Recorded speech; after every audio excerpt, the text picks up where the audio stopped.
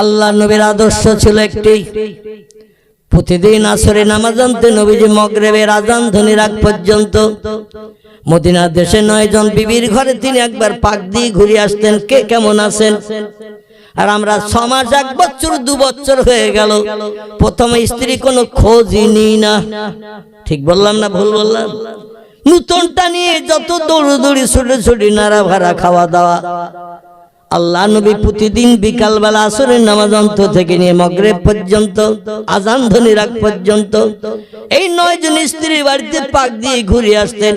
কারণ নবীজি প্রতিদিন একটা স্ত্রী ঘরেতে রাত যাপন করতেন, পরের দিন আবার আরেকটি স্ত্রী ঘরে যেতেন, পরের দিন আবার আরেকটি স্ত্রী ঘরে যেতেন, কাউকে বঞ্চিত করতেন না পরিষেবা দিতে। এজন্য 9 দিন অন্তর নবীজির বিবিদের একবার করে পয়গম্বরের সঙ্গে রাতের বেলা বিশ্রাম করার সুযোগ ছিল। জোরে বলুন একটু সুবহান। আল্লাহ বলছেন, ও পৃথিবীর মানুষ, ওমা আতাকুমুর রাসূলু ফাখুযুহু ওমা নাহাকুম আনহু ফান্তাহু। ও বিশ্ববাসী উম্মতি মুহাম্মাদি, তোমরা শোনো, আমার নবী যে জীবন আদর্শ তোমাদের জন্য দেখিয়ে দিয়ে গেছে, ফাখুযুহু, তোমরা গ্রহণ করো, মেনে নাও, বাস্তব জীবনের সঙ্গে প্রতিফলিত করো। ওমা নাহাকুম আনহু ফান্তাহু, আমার নবী যে আদর্শ, যে চরিত্র, যে আখলাক পৃথিবীতে দেখায়নি, করেননি, ওটা তোমরা বর্জন করো, দূরে ঠেলে রাখো। এই জন্য পয়গম্বর প্রতিদিন বিকালবেলা স্ত্রীদের খোঁজ নিতে যেতেন। জোরে বলুন একটু সুবহানাল্লাহ। একদিন হযরত মাইশাতুল হুমায়রা রাদিয়াল্লাহু আনহা, বিশ্ব নবী মুহাম্মদ রাসূলুল্লাহ আসবেন বিকাল বেলায় চিন্তা ভাবনা নিয়ে, দরজার পাশে চুপটি করে দাঁড়িয়ে আছে। রাসূল পাক সাল্লাল্লাহু আলাইহি সাল্লাম দেখতে দেখতে দেখতে দেখতে সন্ধ্যার আযান ধ্বনির সময় হয়ে এসেছে। মাইশা বলে, আজকে তো আমার ঘরে আসলো না, বিষয়টা কি তা তো বুঝতে পারি না। আয়সা বলে, তাহলে আমার ঘরে না এসে অন্য কোন বিবির ঘরে কি খোঁজ গল্পে মত্ত হয়েছে পয়গম্বর, যার কারণে আমার কথার খেয়াল নাই। মায়েশা পর্দা পুশিদা হয়ে বাইরে বেরিয়ে পড়েছে। বাইরে বেরিয়ে পড়ে হাফসার ঘরের দরজায় চলে গেছে। যে দেখছেন হাফসা ঘরে নাই, বলে কি ব্যাপার? ওমর রাদিয়াল্লাহর কন্যা হাফসা ঘরে নাই, বাবার বাড়ি টাড়ি চলে গেছে নাকি? একটু দূরে চলে যেয়ে দেখলেন উম্মে সালমার ঘর। সেখানে গিয়ে দেখেন উম্মে সালমা নবীজির অন্যান্য বিবিদের নিয়ে একটা মিটিং মিছিল করছেন। জোরে বলুন একটু সুবহানাল্লাহ। মাঝে মধ্যে আমাদের মেয়েরা দেখবেন পুকুর ঘাটে গেলে একটু মিছিল হয় না, হয় না? টিওয়ালে পানি আনতে গেলে ওখানে একটু খোঁজ গল্প হয় না, হয় না? মোমেন আবু, আমেন আবু, রমিস আবু, জোহর আবু এক জায়গায় আসলে দেখবেন হাঁড়ি যদি উনানে পুড়েও যায় তাও খেয়াল থাকে না। আজকের পেয়েছি 4 জন, মনের কথা ওদের কথা শুনবো আর আমার মনের কথা বলবো। কি নির্যাতন, অত্যাচার, যারা যন্ত্রণায় আছে। এই এক জায়গায় হলে ইবলিস শয়তান আরেকজন 5 নম্বরে বনে যায় আর এমন গল্প শুরু করে দেবে, হাঁড়ি যদি গ্যাস সিলিন্ডারে পুড়েও যায় উনানে তাও খেয়াল থাকবে না। হযরত মাইশাতুল হুমায়রা রাদিয়াল্লাহু উম্মে সালমার ঘরের দরজায় গেছেন। যে দেখছেন সেখানে হাফসা হাজির, জয়নাব বিনতে জাহাশ হাজির, জয়নাব বিনতে খুজাইমা হাজির, সওদা হাজির, সুফিয়া হাজির, মাইমুনা হাজির, উম্মে সালমা তো আছে সেখানে। মাইশাতুল হুমায়রা বলছেন, এরা নিশ্চয়ই আমার বিরুদ্ধে মিটিং করছে, কারণ পয়গম্বর মসজিদে নববীর গায়ে আমার ঘরটা বানিয়েছেন। আমি কম বয়সী মেয়ে, তাই কি বয়সী? কম বয়সী। মাইশার সঙ্গে নবীজির বিয়ে হয়েছিল 6 বছর বয়সে। 9 বছর বয়সে যখন তিনি সাবালিকা হলেন, আল্লাহ নবী তখন আবু বকরের ঘর থেকে তার নিয়ে এসেছিলেন সংসার করাতে। জোরে বলুন সুবহানাল্লাহ।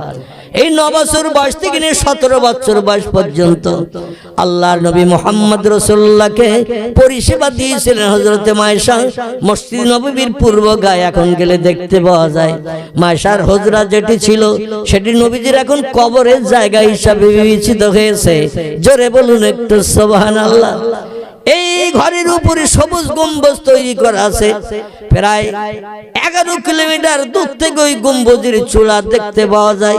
মক্কা থেকে মদিনায় যেতে যেখানে চেকপোস্ট আছে, চেকপোস্ট পাসপোর্ট ভিসাগুলো সব পরীক্ষা নিরীক্ষা হয়, ওইখান থেকে নজর করলে দেখা যায় বিশ্ব নবীর রওজা মোবারকের সবুজ গম্বুজ দেখতে পাওয়া যাচ্ছে। এই মায়েশাতুল হুমায়রা রাদিয়াল্লাহু এনার এই ঘরের উপরে নবীজির কবর। জোরে বলুন একটু সুবহানাল্লাহ।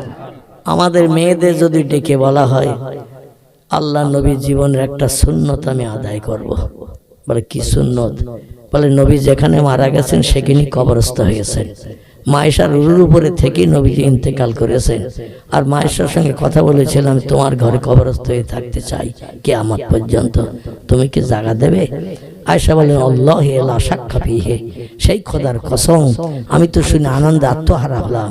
কত অন্য কোথাও কবরস্থ না হয়ে মাকামে আবা প্রান্তরে বাপ মা আছে সেখানে কবরস্থ না হয়ে আপনার প্রাণ প্রিয়া জীবনের সাথে 25 বছরের সঙ্গী খাদিজা আরব কান্ট্রি বিশ্ব সুন্দরী মক্কার জান্নাতুল মোয়াল্লায় কবরস্থ হয়ে আছেন, তার কবরের পাশে কবরস্থ না হয়ে আপনি মদিনায় আপনার মুহাব্বতের সাহাবীরা 10,000 জান্নাতি মানুষ কবরস্থ হয়ে আছে, তাদের কবরের পাশে কবরস্থ না হয়ে আমার ঘরের ভিতরে কবরস্থ হবে। আমি তো খুশিতে বাগবাগ আনন্দে আত্মহারা। জোরে বলুন সুবহানাল্লাহ। এখন নবীজির এই সুন্নত আমরা যদি আদায় করতে চাই, জলসা সেরিয়ে বাড়ি যদি বলি শোন তুই থাকবি খাটের উপরে আর আমি মারা গেলে খাটের তলায় আমার কবর দিস, এই ঘরে দিয়ে যেন বাঁশতলায় দিস নে, আমার খবরটা যেন বাবলাতলার দিকে খালের পাশটা আসে নিয়ে যাস নি। মেয়েরা রাজি হবে তো বলে মনে হয় নাকি? বলে তুমি মরো আগে, তুমি আগে মরো, তারপর কোথায় দেবো সে চিন্তা ভাবনা আমার আছে। বলে কোথায় দিবি? বলে পুকুরের ভেড়ির ওই পাশে নিচেই দেবো, যাতে পুকুরে গোসল করতে গেলে তোমার কবরের খেজুর পাতাটাও যেন নজরে দেখা না যায়। কারণ পুকুরে গোসল করতে যাওয়া তোমার কবরে উঁচু ঢিবি দেখবো আর ভয়ে রাতের বেলা মরবো আমি, তোমার দেব কথা সে আমি ঠিক করে রেখেছি। আমাদের মেয়েরা কি রাজি হবে বলে মনে হয় নাকি? বলবে কেউ থাকে না ঘরের ভিতরে কবরস্থ হয়ে, আর তুমি বলছো আমারে কবর দাও, এটা কোনোদিন সম্ভবপর হবে না। পয়গম্বরের বিবি এক কথায় মেনে নিয়েছিলেন। জোরে বলুন একটু সুবহানাল্লাহ। এই আয়েশা যিনি আবু বকর সিদ্দিকের কন্যা ছিলেন, হালকা পাতলা দুবলা মানুষ ছিলেন, কিন্তু তার ব্রেন মগজ আল্লাহ এমন সাফ করে দিয়েছিলেন, 7 লক্ষ হাদিসের হাফেজ ছিলেন। একটু জোরে বলা যাবে না? নারে তাকবীর। নবীজির ইন্তেকালের পরে 30 বছর কাল শরীয়তের মুফতির দায়িত্ব পালন করেছিলেন হযরতে মা আয়েশা। নবীজির ইন্তেকালের পর আবু বকর সিদ্দিকের আমল, ওমর ফারুকের আমল, ওসমান গনির জামানার আমল, আলী মুর্তজার জামানার আমল নবীজির ইন্তেকালের পরে 30 বছর চলেছিল। ক বছর? শরীয়তে যত নিত্য নতুন ফতোয়া দেখা দিত সবাই পাঠিয়ে দিত হযরতে মায়েশার কাছে। শরীয়তের মসলা দেওয়ার দায়িত্ব ওনার, কারণ ওনার মতে এত বেশি হাদিস পয়গম্বরে কেউ মেমোরিতে জমা করেনি। এই জন্য শরীয়তের সঠিক তথ্য পেতে গেলে মায়েশার কাছে চলে যাও। আয়েশাতুল হুমায়রা রাদিয়াল্লাহু আনহা ইনি চলে গেছেন হযরতে উম্মে সালমার ঘরের দরজায়, যে দেখেন এক জায়গায় বসে আছেন নবীজির বাকি 8 জন স্ত্রী। কজন? 8 জন স্ত্রী। মায়েশা বলছেন মাহালুকে মাকবারকিয়া উক্তি, ও বাবুজানেরা এখানে কিসের গোল টেবিল মিটিং হচ্ছে? নিশ্চয় আমার বিরুদ্ধে হচ্ছে। কারণ নবী আমারে বেশি ভালোবাসে, আমারে বেশি মহব্বত করে।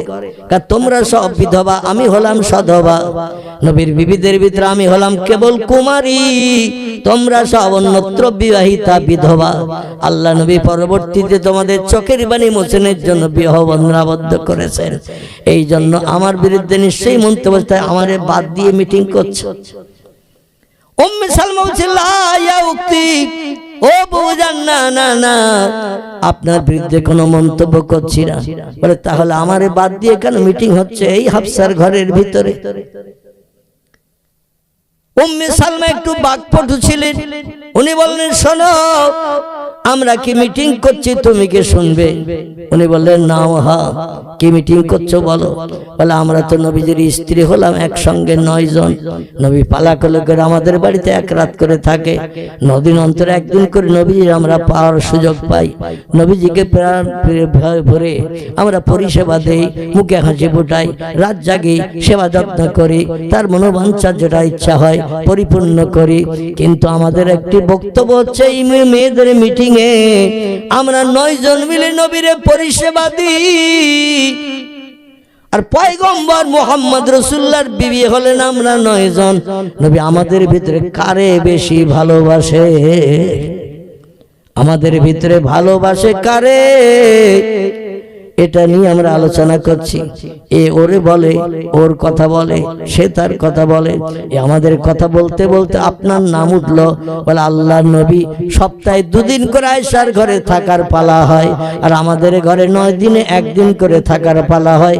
আয়েশার ঘরে প্রতি সপ্তাহে 2 দিন করে থাকার পালা হয়। কারণ হযরতে সাউদা রাদিয়াল্লাহু বৃদ্ধা বুড়ি রমণী ছিলেন নবীজির স্ত্রী। উনি বলেন আমার পালাটা তুমি যুবতী মেয়ে, এই জন্য তোমারে আমি দান করে দিলাম। জোরে বলুন একটু সুবহানাল্লাহ। হযরত সাউদা রাদিয়াল্লাহু, ইনি বৃদ্ধা বুড়ি নারী ছিলেন। উনি বলেন আমার পালাটা আমি রাখবো না, নবীরে ঘরের ভিতরে আটকে রেখে তোমাদের মনোবাঞ্ছা অপূর্ণ রাখবো না। ও আয়েশা, তুমি কুমারী যুবতী নারী, জীবন যৌবন তোমার এখন টকবগি, এই জন্য আমার পালাটা আমি পয়গম্বরে আমার ঘরে আটকে না রেখে প্রতি সপ্তাহে আমার পালাটাও তোমারে দিয়ে দিলাম। এই নবীর 2 দিন করে নিয়ে তুমি সংসার জীবনে সুখ ভোগ করতে পারবে। আয়েশা বলেন আল্লাহে লা শাক্কা ফিহে, আমি সেই খোদার কসম খেয়ে বলছি, আল্লাহ আমার আমল কালামের কারণে, আমার আমলের কারণে, ভালো কাজের কারণে, পয়গম্বরের পরিষেবা দেওয়ার কারণে আল্লাহ যদি আমার জান্নাত হালাল বানিয়ে দেয়, অবশ্যই তোমারে না নিয়ে আমি জান্নাতে ঢুকবো না। জোরে বলুন একটু সুবহানাল্লাহ, নারায়ে তাকবীর। আমাদের মেয়েরা কিন্তু ভাগ কাউরি দিতে চায় না। হযরতে সাউদাকে আল্লাহর নবীর প্রাণ প্রিয় বিবি আয়েশা বলছেন, আল্লাহ যদি আমলের কারণে, ভালো কাজের কারণে, পয়গম্বরের পরিষেবা দেওয়ার কারণে আমারে যদি আল্লাহ জান্নাত হালাল বানান, আমি তোমারে না নিয়ে জান্নাতে ঢুকবো না। সাউদা বললেন তাহলে আমার জীবন ধন্য হলো, নিজের আমলের কারণে জান্নাতে যেতে পারবো কিনা আমার বিশ্বাস ছিল না। তবে তুমি আল্লাহ ওয়ালি নারী, বাল্যকাল থেকে নবীর পরিষেবায় তুমি আত্মনিয়োগ হয়েছ, নামাজে তুমি পর্দা পুশিদায় থাকো তুমি। একদিন আল্লাহ নবীর একজন সাহাবী, অন্ধ মানুষ, বিশ্ব নবীর সঙ্গে সাক্ষাৎ করতে এসেছেন। আয়েশা দরজার পাশে দাঁড়িয়ে দাঁড়িয়ে দেখছেন। আল্লাহ নবী বলছেন, আয়েশা আমার একজন সাহাবী আসছে, অন্ধর মহলে যাও। কারণ আল্লাহ কোরআনে জানিয়েছেন, ইন্নামাল মুমিনিনা ইয়াগুদ্দু মিন আবসারিহিম, ইন্নামাল মুমিনাতি ইয়াগুদ্দুনা মিন আবসারিহিন্না ওয়া ইয়াহফাযু ফুরুজাহুম আল আখির। জোরে বলুন একটু আমিন।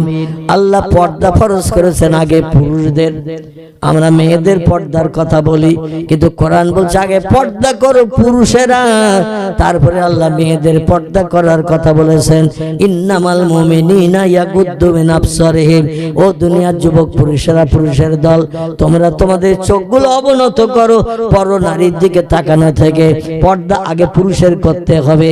আল্লাহ পরে বলছে ইন্নামাল মুমিনাতি ইয়াগুদ্দুনা মিন আবসারিহিন্না, ও দুনিয়ার মেয়েরা তোমরাও তোমাদের চোখ অবনত করো, নিচের দিকে তাকানোর ব্যবস্থা করো, পরপুরুষের দিকে যেন তাকিয়ে তাকিয়ে দেখো না।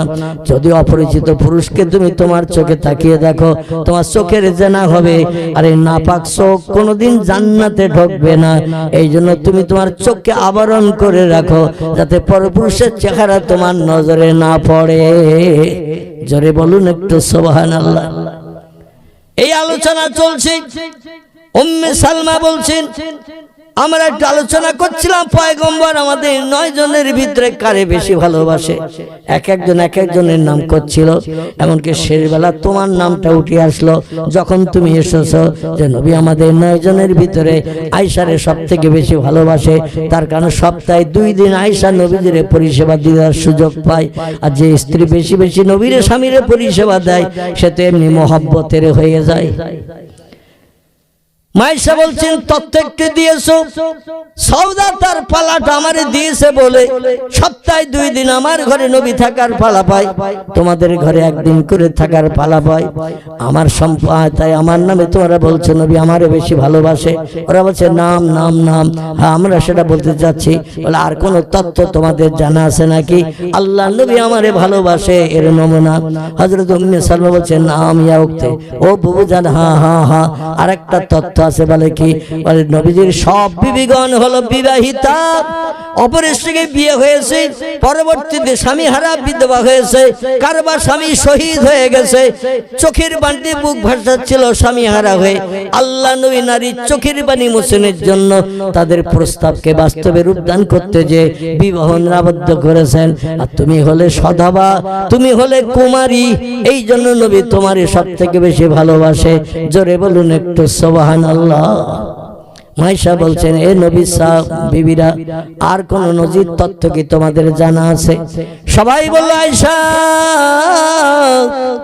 আল্লাহ নবী তোমারে আমাদের থেকে বেশি ভালোবাসে, তার নমুনা হলো ও আয়েশা আল্লাহ নবী যখন নামাজ জানতে তোমার ঘরে ঢোকে শান নামাজ বাদ, তোমার দরজায় দাঁড়িয়ে দাঁড়িয়ে আওয়াজ করে ডাকে ইয়া আয়েশাতুল হুমায়রা।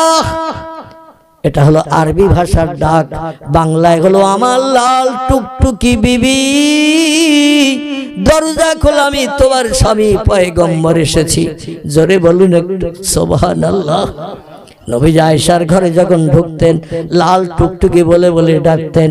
আমাদের দেশে যদি কোনো স্বামী তার স্ত্রীর কোনো সুন্দর নতুন নাম দিয়ে ডাকে, মেয়েরা খুশি হবে না অখুশি? বলে তোমার সেনালি পাশা বাদ দাও, এখন 3 কাল চলে গেছে, 1 কাল আছে। আমার প্রাণের পাখি মনের মানুষ অমুক তমুক এইরকম যদি কেউ বলে, দেখি অনেক মেয়েরা বলে আর ঠাট্টা বিদ্রোহের জায়গা পাচ্ছ না। কিন্তু আসলে স্ত্রীকে কোনো নতুন নাম দিয়ে ডাকলে যদি তার অন্তরটা ভরে যায়, আল্লাহ পাক এটা ইবাদতে গণ্য করে নেয়। জোরে বলুন একটু সুবহান। মায়েশা বলছেন উম্মে সালমা আমার সম্পর্কে 3টি ডকুমেন্ট দিয়েছো, পয়গম্বর বিবিদের ভিতরে আমার সব থেকে বেশি ভালোবাসে। এবার আমি যদি একটা তথ্য দিতে চাই, উম্মে সালমা বলছে মা সালাকে ইয়া উক্তে, ও বুবুজান কি তুমি তথ্য দিতে চাইছো? মায়েশা বলছেন তুমি বেশি কথা বলছো এই মজলিসে, সেটা আমি বুঝলাম, তো আমি বলতে চাচ্ছি আল্লাহর পয়গম্বর তোমারে সব বিবিদের থেকে বেশি ভালোবাসে। জোরে বলুন একটু সুবহান। উম্মে সালমা বলছেন আমি ডকুমেন্ট দিলাম 3টি, নবী আপনারে বেশি ভালোবাসেন আর আপনি বলছেন নবী আমারে বেশি ভালোবাসে উম্মে সালমা আমি, তাহলে আপনার কাছে ডকুমেন্ট কটা আছে তুলে ধরেন। ডকুমেন্ট প্রমাণ ছাড়া বিশ্বাস করা যাবে না। মায়েশা বলছেন বাবুজান একটা ডকুমেন্ট আমি তোমার কাছে তুলে ধরি, আমার 3টে ডকুমেন্ট ছাপা পড়িয়ে যাবে। জোরে বলুন সুবহানাল্লাহ। আমার নামে যে 3টি ডকুমেন্ট দিয়েছো ও ছাপা পড়িয়ে যাবে একটা ডকুমেন্ট তুলে ধরলে। বলে মা সালাকে ইয়া উক্তে, কি সে ডকুমেন্ট একটু বলুন, কি তথ্যটা কি? আল্লাহ নবীর বিবি আয়েশা বললেন উম্মে সালমা আমি পয়গম্বরের মুখে সরাসরি শুনেছি আপনার স্বামী আবু সালমা যখন যুদ্ধ করতে যে দুনিয়া থেকে বিদায় নিয়ে শহীদের মর্যাদা থাকলো, নবী সাহাবীরা যুদ্ধে জয়লাভ করে ফিরে আসলো, কিন্তু আপনার স্বামী আবু সালমা যার নাম ছিল ও যুদ্ধের ময়দানে শত্রুদের তরবারিতে শহীদ হয়ে গিয়েছিল। আপনার কাছে যখন খবর চলে এসেছে আপনি পাগলের মতো ঘর বাড়ি ছেড়ে পাগলের মতো রাস্তায় রাস্তায় ঘুরে বেরিয়েছেন। 1 মাস নয়, 2 মাস নয়, 3 মাস নয়, একটানা 6 মাসের মতো। কমাস 6 মাস একটানা পাগলের মতো রাস্তায় রাস্তায় ঘুরে বেড়িয়েছেন, গাছতলায় ঘুমিয়েছেন, গাছতলায় ঘুম থেকে উঠেছেন, বাড়ি ঘরে আর ঢোকেননি। মানুষ আপনার পাগল বলে আখ্যায়িত করেছে, দুনিয়ার কোনো খেয়াল খাবার আপনার কাছে কিছু ছিল না। এটা সত্য কিনা?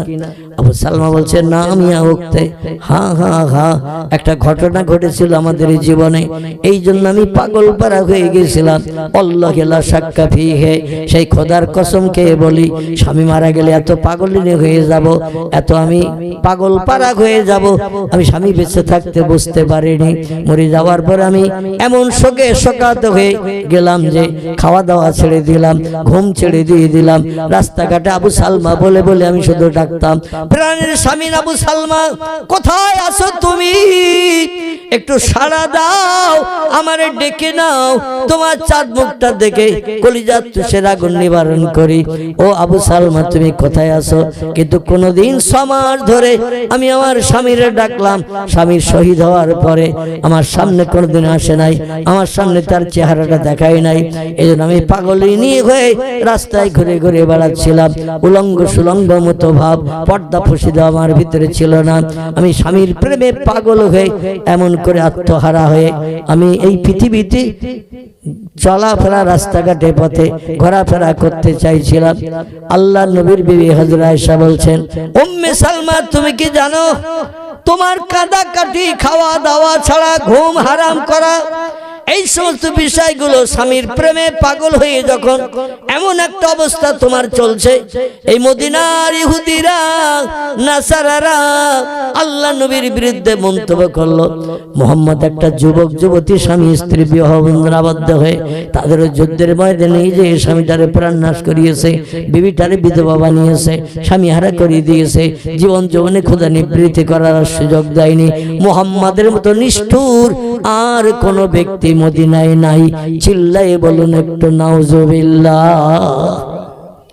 আল্লাহ ডেকে বলেন, যাবিয়া জিবরিল রাসূলিহি, এ জিবরিল তাড়াতাড়ি করে যা, তাড়াতাড়ি করে যা, আমার পয়গম্বরের কাছে খবর পৌঁছে দে, আমার পয়গম্বরের কাছে খবর পৌঁছে দে উম্মে সালমা স্বামী হারা বিধবা হয়ে পাগল পারা হয়ে গেছে, খাওয়া দাওয়া ছেড়ে দিয়েছে, ঘর বাড়ি ছেড়ে দিয়েছে, রাস্তাঘাটে শুধু আবু সালমা বলে বলে ডাকে, কোথায় আছো দেখা দাও, কলিজার তুষার আগুন নিবারণ করে দাও।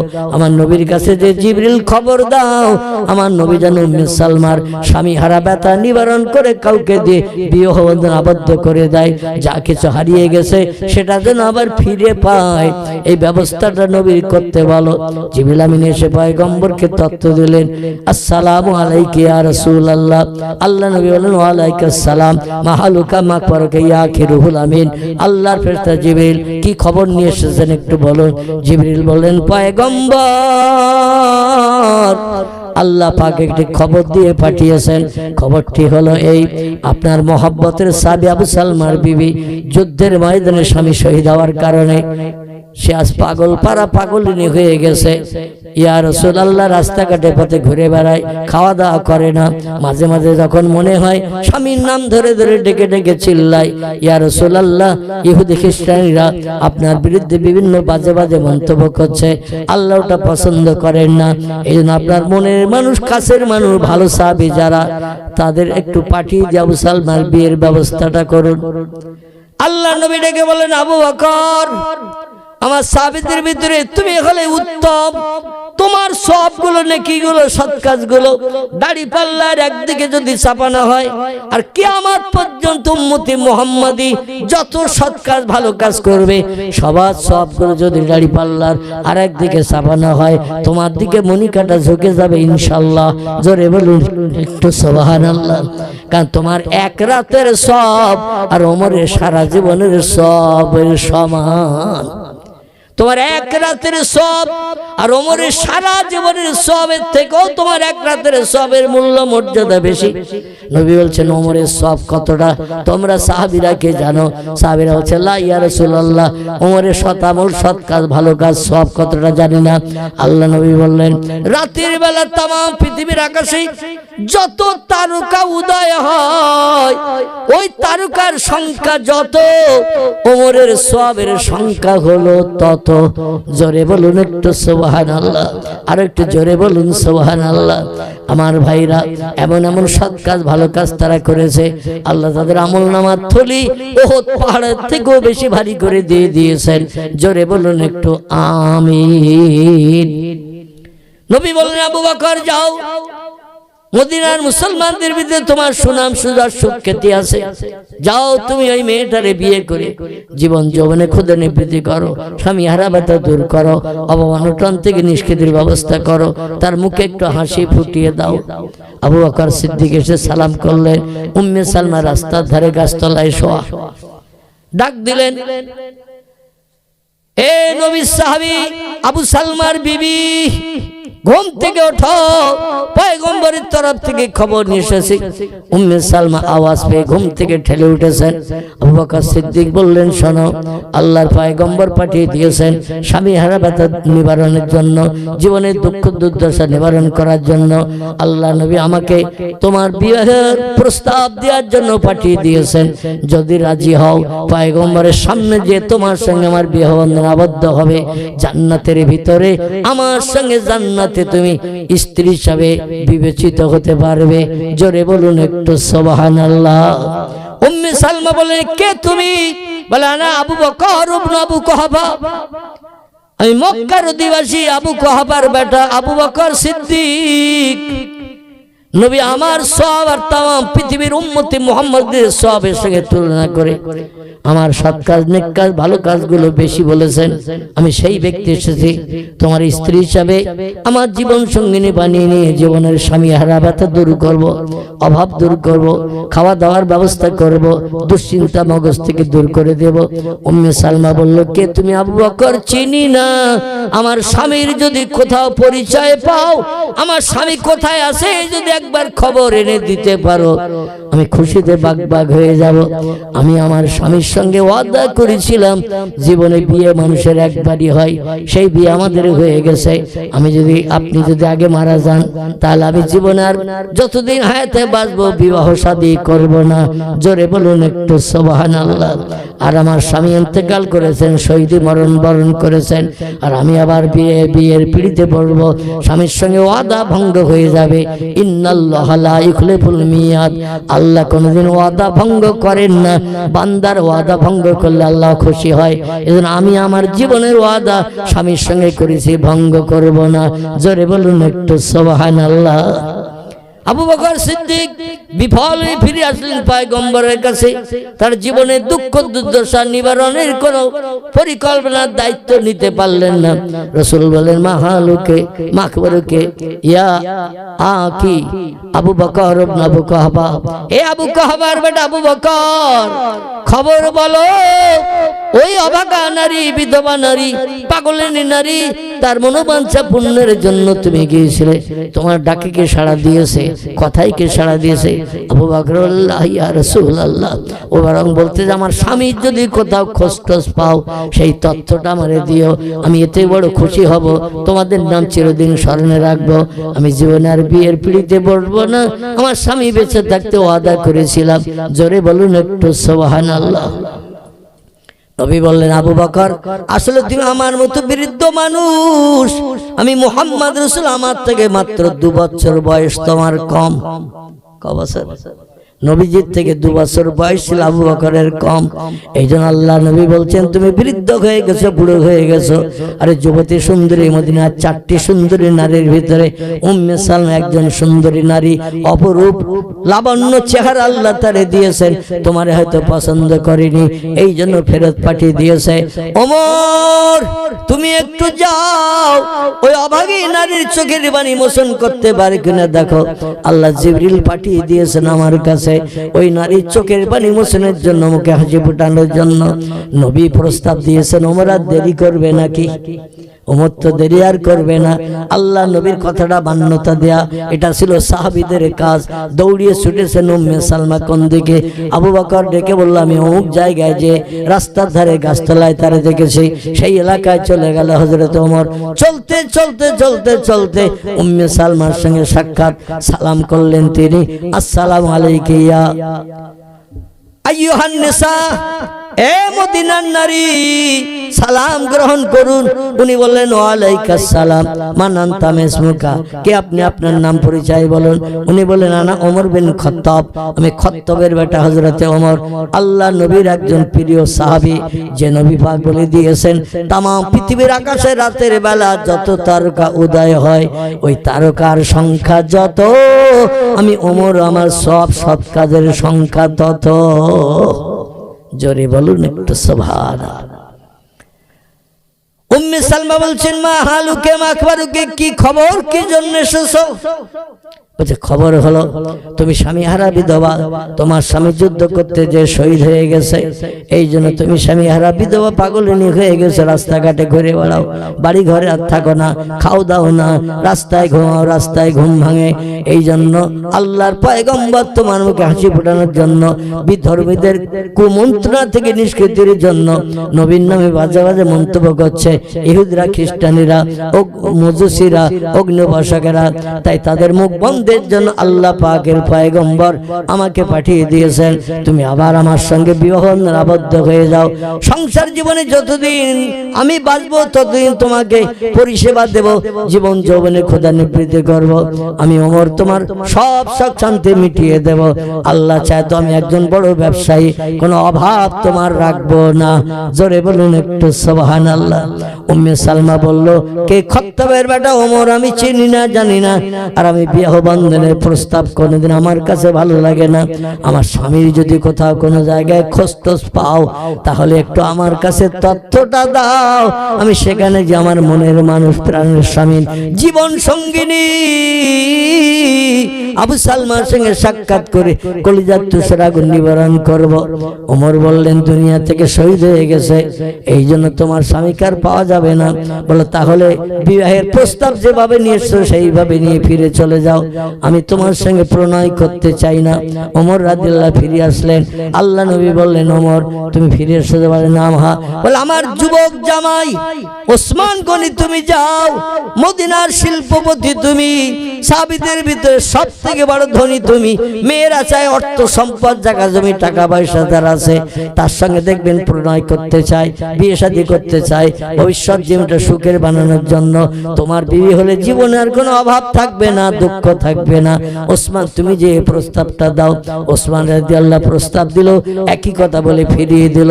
আল্লাহ নবী ডেকে বললেন, আমার প্রাণের কন্যা হযরতে ফাতেমার স্বামী আলী, আল্লাহ জিবরিল আমিন মারফত আমারে খবর পাঠিয়ে দিয়েছেন, ওই নারীটির চোখের পানি মোচনের জন্য আল্লাহ বড় খুশি হয়ে রয়েছেন। এই জন্য ও আলী তুমি যাও, তুমি যে বিয়ের প্রস্তাবটা দাও। আলী রাদিয়াল্লাহু এসে বিয়ের প্রস্তাব দিলেন, কিন্তু ওই উম্মে সালমা একই বক্তব্য রেখে দিলেন, আমি আর বিয়ের পিড়িতে বসবো না, দুনিয়ার কোন পুরুষকে জীবন সঙ্গিনী বানাবো না, বিয়ে মানুষের একবারই হয়, সেই বিয়ে আমার স্বামী আবু সালমার সঙ্গে হয়ে গেছে, আর কাউকে স্বামী হিসাবে মেনে নিতে চাই না। আলী রাদিয়াল্লাহু ফিরে চলে আসলেন। আল্লাহর পয়গম্বর বড় দুশ্চিন্তায় পড়েছেন। চারজন মোহাম্মতের সাহাবী নামি দামি মানুষকে পাঠালাম, উম্মে সালমা এমন কি পাগল পারা হয়ে গেছে, ভালো মন্দ কিছু বোঝে না, যার কারণে নামি দামি মানুষকে সে অ্যাভয়েড করছে, প্রত্যাখ্যান করছে, ফিরিয়ে দিচ্ছে। কি করি এখন? আল্লাহর ফেরেশতা জিবরিল আমিনের কথা বলতে এক মেয়েটির মুখে হাসি কি করে ফোটাই। এমন সময় আল্লাহ বলছেন, ইযহাবিয়া জিবরিল রাসূলিহি, জিবরিল আমার পয়গম্বরের কাছে আবার যা। এই জিবরিল তাড়াতাড়ি করে পয়গম্বরের কাছে যা। জিবরিল আমিন আলাইহিস সালাম আমার পয়গম্বরের সামনে এসে সালাম দিলেন। রাসূল সালামের প্রত্যুত্তর দিলেন, বলেন মা হালুকা মাকফর গাইয়া কি রুহুল আমিন, ও আল্লাহর ফেরেশতা ভাই জিবরিল, কি খবর নিয়ে এসেছেন আল্লাহর তরফ থেকে বলুন। বলে পয়গম্বর, আপনি যত বিবাহ বন্ধনে আবদ্ধ হয়েছেন, নারীদের চোখের পানি মোচন করতে যে, ব্যথা দুঃখ নিবারণ করতে যে, অভাব অনটন দূর করতে যে যত নারীদের বিবাহ বন্ধনে আবদ্ধ করেছেন, ওই আল্লাহ আসমানি কিতাবে যেগুলো বৈধ ঘোষণা করেছেন, প্রত্যেকটি নবী আসমানি কিতাব 100 খানা ছোটি কিতাব, কিতাবের মাধ্যম দিয়ে জনগণের কাছে তথ্য পরিবেশন করেছেন। ও হারামা হারামাহু, আল্লাহ কোরআনে যেগুলো নিষিদ্ধকরণ করেছেন সেগুলো থেকে পয়গম্বররা জনগণকে বিরত থাকতে বলেছেন, তার থেকে দূরে সরে থাকতে বলেছেন। কিন্তু সেরা কিতাবটি আল্লাহ পাক রেখে দিলেন সংরক্ষণ করে, কারণ নবী মুহাম্মদ রাসূলুল্লাহ তার উম্মতদের কিয়ামত পর্যন্ত এই পৃথিবীতে সুখী জীবন গঠন করে বসবাস করবেন বলে। জোরে বলুন একটু সুবহানাল্লাহ। অধিকাংশ ধর্মগ্রন্থের নাম এসেছে একটি, আমাদের ধর্মগ্রন্থের নাম এসেছে 36টি। কটি বলা? আমাদের ধর্মগ্রন্থের নাম এসেছে 36টি। সব ধর্মগ্রন্থের একটা করে নাম, বেদের একটা নাম, পুরাণের একটা নাম, গীতার একটা নাম, ভগবতের একটা নাম, রামায়ণের একটা নাম, মহাভারতের একটা নাম, চন্দ্রাবস্থার একটা নাম, গ্রন্থ সাহেবের একটা নাম, মনুসংহিতার একটা নাম, উপনিষদের একটা নাম, তৌরিতের একটা নাম, জব্বুরের একটি নাম, অধিকাংশ ধর্মগ্রন্থের একটি করে নাম। আমাদের ধর্মগ্রন্থের এতগুলো নাম দেওয়ার কি দরকার ছিল? একটা প্রশ্ন আসতে পারে না? অধিকাংশ ধর্মগ্রন্থ আলগা করলে দেখা যাচ্ছে একটা করেই নাম। আমাদের ধর্মগ্রন্থের এতগুলো নাম দেওয়ার কি দরকার ছিল? তাফসীরে কিতাবটির নাম তাফসীরে ফি জিলালিল কোরআন, লেখকের নাম আল্লামা কুতুব রহমাতুল্লাহ আলাইহি, বিখ্যাত কোরআনের মুফাসসির। তিনি তার লিখিত তাফসীরে কিতাবে লিখেছেন, আল্লাহ পাক এই জন্য এতগুলো নাম দিলেন, কিয়ামত পর্যন্ত নবীর উম্মতেরা বিপদে মুসিবতে দুঃখে দুর্দশায় অভাবে সমস্যায় রোগে শোকে যখন পতিত হবে, কোরআন এক একটা নামের মাধ্যম দিয়ে এক একটা সমস্যার সমাধান করে মুখে হাসি ফোটাবে। তাই জোরে বলুন একটু সুবহানাল্লাহ। যদি বলেন হোয়াট ইজ দ্য ডকুমেন্ট, আমি আগে নাম কটা বলি তাহলে বোঝাতে সুবিধা হবে। কোরআনের নাম কোরআন শরীফ, কোরআনের নাম কোরআন মজিদ, কোরআনের নাম দোয়া, কোরআনের নাম শেফা, কোরআনের নাম জিকির, কোরআনের নাম ফুরকান, কোরআনের নাম নূর, কোরআনের নাম হুদা, কোরআনের নাম কোরআনুল কারীম, কোরআনের নাম ফুরকানুল হামিদ। এইভাবে নাম এসেছে 36টির মতো। আল্লাহ পাক বলছেন এক একটা সমস্যার সমাধান আমার আসমানি সেরা কিতাব পৃথিবীতে পাঠিয়েছে। ডাক্তারের কাছে যেতে হবে না, মাস্টারের কাছে যেতে হবে না, বুদ্ধিজীবীর কাছে যেতে হবে না, বিজ্ঞানীদের কাছে যেতে হবে না, গ্রামের মোড়লের কাছে দুঃখ জানাতে হবে না। আমার কোরআন তোমাদের জন্য এনাফ, যথেষ্ট। চিল্লাই বলুন একটু সুবহানাল্লাহ। কোরআন যদি ফলো করতে পারো, কোরআনকে যদি বাস্তব জীবনে রূপ দান করতে পারো, ফালা আলাইকা, আর কোন জিনিসের প্রয়োজন তোমাদের হবে না। মা ফাতাকা মেনহু, আমার কোরআন তোমাদের জন্য এনাফ, আমার কোরআন তোমাদের জন্য যথেষ্ট। কোনদিন আর কারো কাছে বিপদে মুসিবতে দুঃখে দুর্দশায় অভাবের সমস্যায় রোগে শোকে সাহায্যের জন্য কারো কাছে ভিক্ষুকের মতো হাত পাততে হবে না, সমস্যার সমাধানের জন্য চোখের পানি ফেলতে হবে না। আমার কোরআন তোমাদের মুখে হাসি ফুটাবে। আল্লাহর কথা সত্য না মিথ্যা? আল্লাহ তাই শুরুতে ইন্ট্রোডাকশন সূচনা ভূমিকাতেই জানিয়েছেন, যালিকাল কিতাবু লা রাইবা ফি, ওই কিতাব যেটি লৌহে মাহফুজে সংরক্ষণ করে রেখেছিলাম সব নবীর আমলে। কিন্তু আমার আখির জামানার পয়গম্বর পৃথিবীর জমিনে যখন আগমন করলো, ও কিতাব আর আসমানে রাখার কোনো প্রয়োজন নাই, আসমানে রাখার কোনো দরকার নাই। তাই আমি জিবরিল আমিন মারফতই কোরআন 23 বছর ধরে পয়গম্বর মুহাম্মদুর রাসূলুল্লাহর মুখে হাসি ফুটানোর জন্য বিপদে মুসিবতে দুঃখে দুর্দশায় অভাবের সমস্যায় রোগে শোকে সাহায্যের জন্য আমার কোরআন জিবরিল আমিন মারফত পয়গম্বরের কাছে পাঠিয়েছি। আর পয়গম্বর হলেন চলমান কোরআন, আল্লাহর কোরআন হলো অচলমান। কোরআন যেখানে রাখা হয় ওখানে থাকে না, হেঁটে হেঁটে সলিমউদ্দিন সাজার বাড়ি থেকে আব্দুল করিমের বাড়ি যায়, আব্দুর রহমানের বাড়ি থেকে আব্দুল মোমিনের বাড়ি যায়, কোরআন হেঁটে হেঁটে। আমরা যেমন হেঁটে চলে যাই তো এখান থেকে অনেক বাজারে মার্কেটে বিভিন্ন জায়গায় কোরআন হাঁটাচলা করে। কোরআন হলো অচলমান, যেখানে রাখবেন সেখানে থাকবে।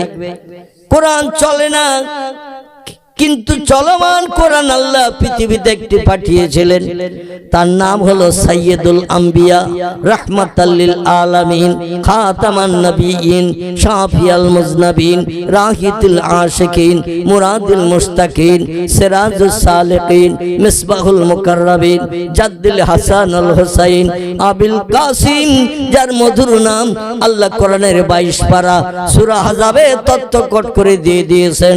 বিসমিল্লাহির রহমানুর রহিম, ওমা মুহাম্মাদুন ইল্লা রাসূলুন কদ খালাত মিন ক্বাবলিহির রাসূল। জোরে বলুন একটু আল্লাহু আকবার, আর একটু জোরে বলেন আল্লাহু আকবার। আল্লাহ বলেন পৃথিবীতে বর্তমান 4500-এর মতো ধর্মাবলম্বীর বসবাস। কত হাজার? 4500 ধর্মাবলম্বীর বসবাস। এই 4500 ধর্মাবলম্বীদের ধর্মীয় নেতা আছে না নাই? নেতা না থাকলে কোনো ধর্ম চলে না, নেতারা নেতৃত্ব দেয়, জনগণ মেনে চলে, এইভাবে ধর্ম পৃথিবীতে চালু আছে। ঠিক বলো না ভুল বলো? নেতা না থাকলে কোনো ধর্ম চলে না, এই জন্য নেতারা নেতৃত্ব দেয়, জনগণ মেনে চলে, এভাবে ধর্ম পৃথিবীতে চালু আছে। কারবা নাম রামকৃষ্ণ পরমহংসদেব, কারবা নাম বুদ্ধদেব, কারবা নাম চৈতন্যদেব, কারবা নাম গুরু নানক, কারবা নাম মহাবীর, কারবা আচার্য কেশবচন্দ্র, কারবা নাম মোজেস, কারবা নাম যিশু, কারবা নাম সক্রেটিস, কারবা নাম বালক ব্রহ্মচারী, কারবা নাম মুহাম্মাদুর রাসূলুল্লাহ। চিল্লায় বলুন একটু সুবহানাল্লাহ।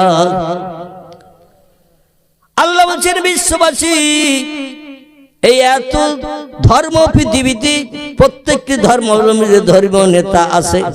এখন এই সমস্ত ধর্মীয় নেতার ভিতরে কে সেরা, কে সব থেকে ভালো, কার চরিত্র আকলাক পৃথিবীতে সব থেকে উত্তম, যদি তোমরা এক এক করে যাচাই করতে চাও ধর্মীয় নেতাদের, তাহলে 2 দিন 4 দিন কোন নেতার পিছনে ঘুরলে কিন্তু তোমরা তার ভালো মন্দ যাচাই করতে পারবে না। 2-4 দিন একটা লোকের পিছনে যদি ঘোরেন, ও তার ভালো আদর্শটা দেখাবে। 2 মাস 4 মাস যখন তার পাশে পাশে থাকবেন, কাছে কাছে থাকবেন, দেখবেন তার আসল রূপটা কিন্তু 2-4 মাস থাকলে বেরিয়ে পড়বে।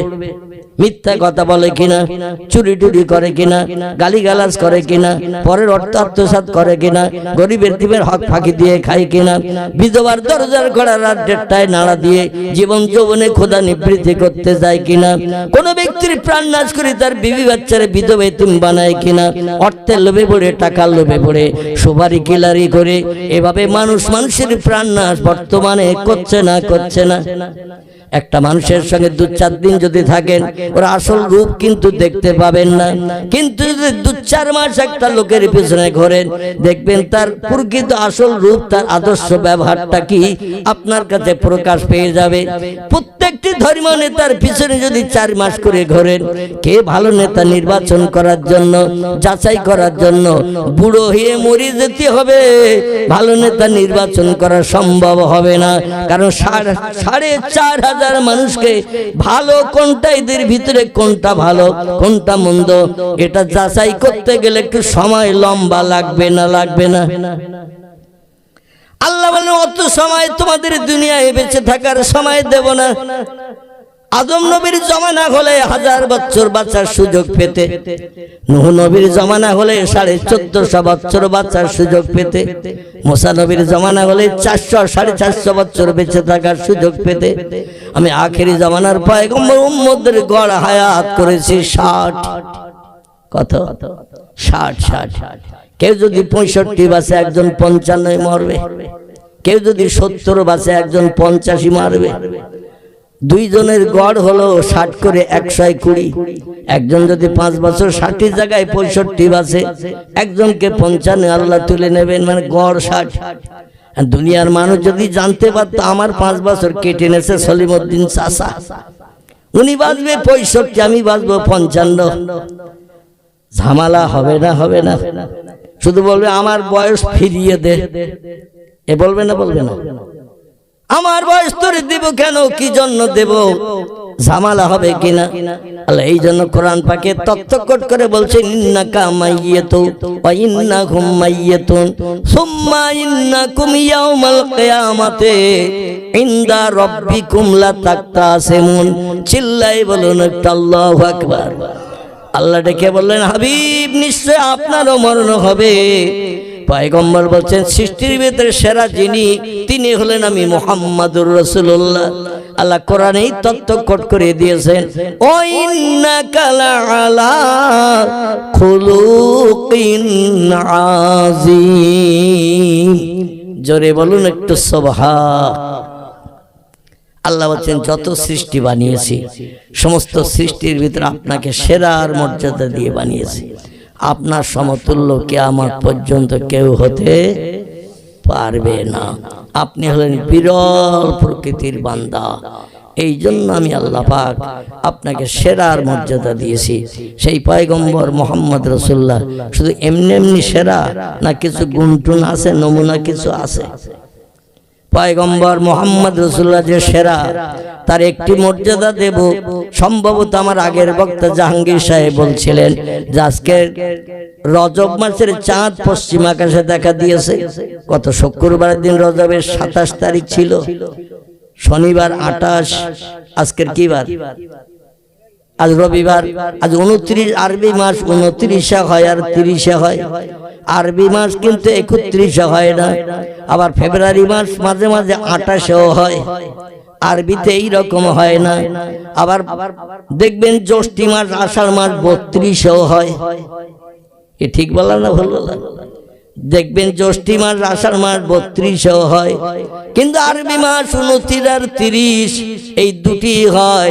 এই জন্য আজকের রাতটা 29-এর দিনগত রাত, মানে আল্লাহ পাক এই জমাদুল সানি মাস আজকের দিন পর্যন্ত শেষ করে রাতের বেলা নতুন মাসের চাঁদ দেখিয়ে দিয়েছেন। আরবিতে রাত আগে আসে, বাংলায় দিন আগে আসে। যেই সন্ধ্যাবেলা পশ্চিম আকাশে সূর্য ডুবে যায়, আল্লাহ নতুন চাঁদ উদয় করে।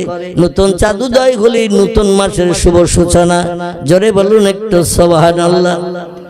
আমাদের পয়গম্বর যে সেরা, কিয়ামত পর্যন্ত কোন ব্যক্তিত্ব পয়গম্বরের ধারে পাশে ঘিসতে পারেনি এবং কিয়ামত পর্যন্ত পারবে না। তার একটা নমুনা হলো এই মাসের 26 তারিখের দিনগত রাত, এই যে রজবের চাঁদ উদয় হয়েছে, এই রজবের চাঁদের 26 তারিখের দিনগত রাত আল্লাহ পাক পয়গম্বর 13 বছর ধরে মক্কা নগরীতে কলেমার কথা, ইসলামের কথা, আল্লাহর কোরআনের হুকুমের কথা মক্কার মানুষের কাছে বলার কারণে মক্কাবাসীরা তার চরম শত্রু হয়ে গেল। বিশ্ব নবীকে পাগল বলল, বিশ্ব নবীকে রাখাল বলল, বিশ্ব নবীকে হাটখুড়ো বলল, বিশ্ব নবীকে নির্বংশ বলল।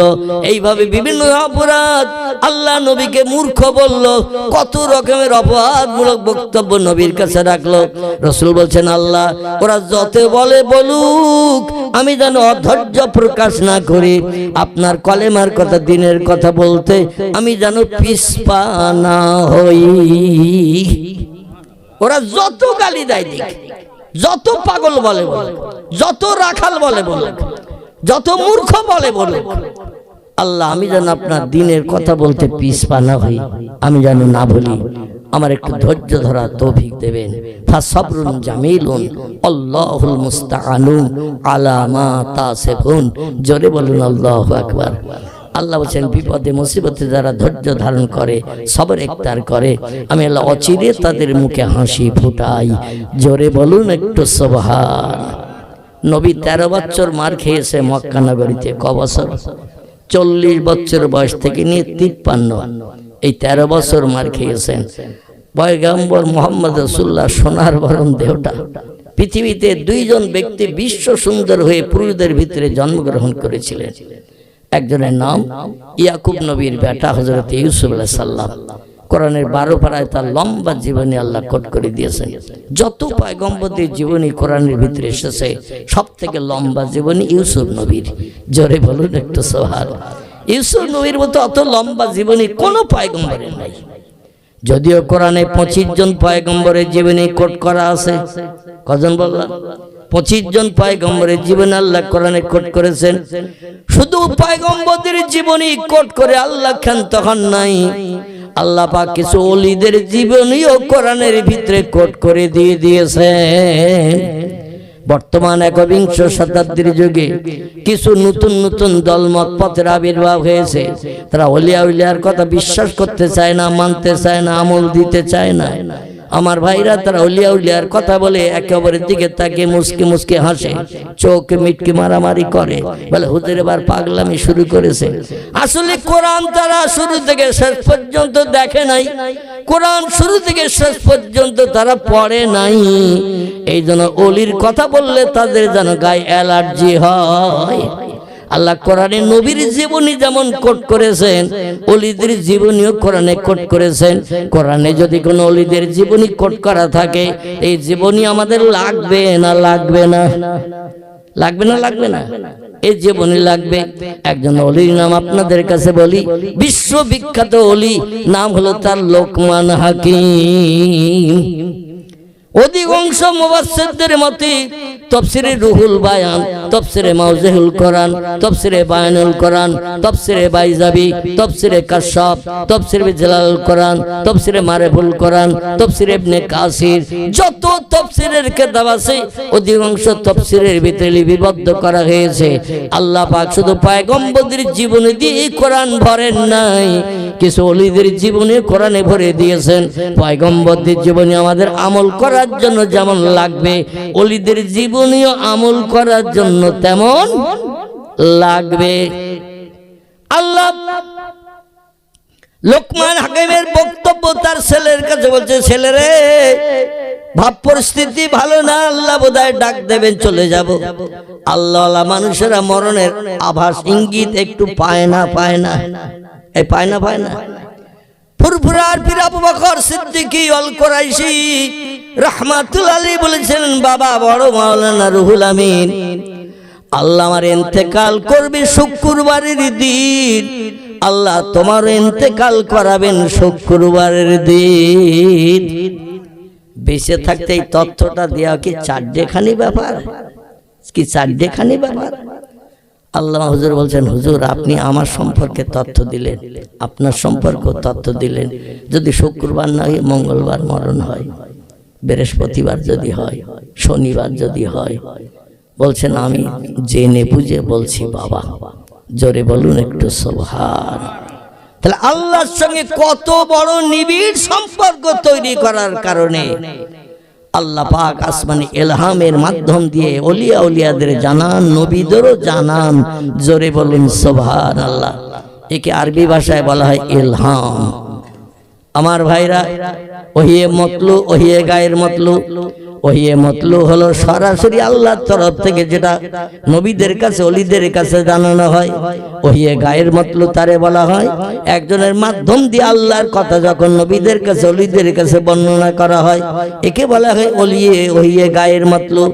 আল্লাহ সরাসরি কিছু তথ্য নবীদের কাছেও দিয়েছেন, ওলিদের কাছেও দিয়েছেন।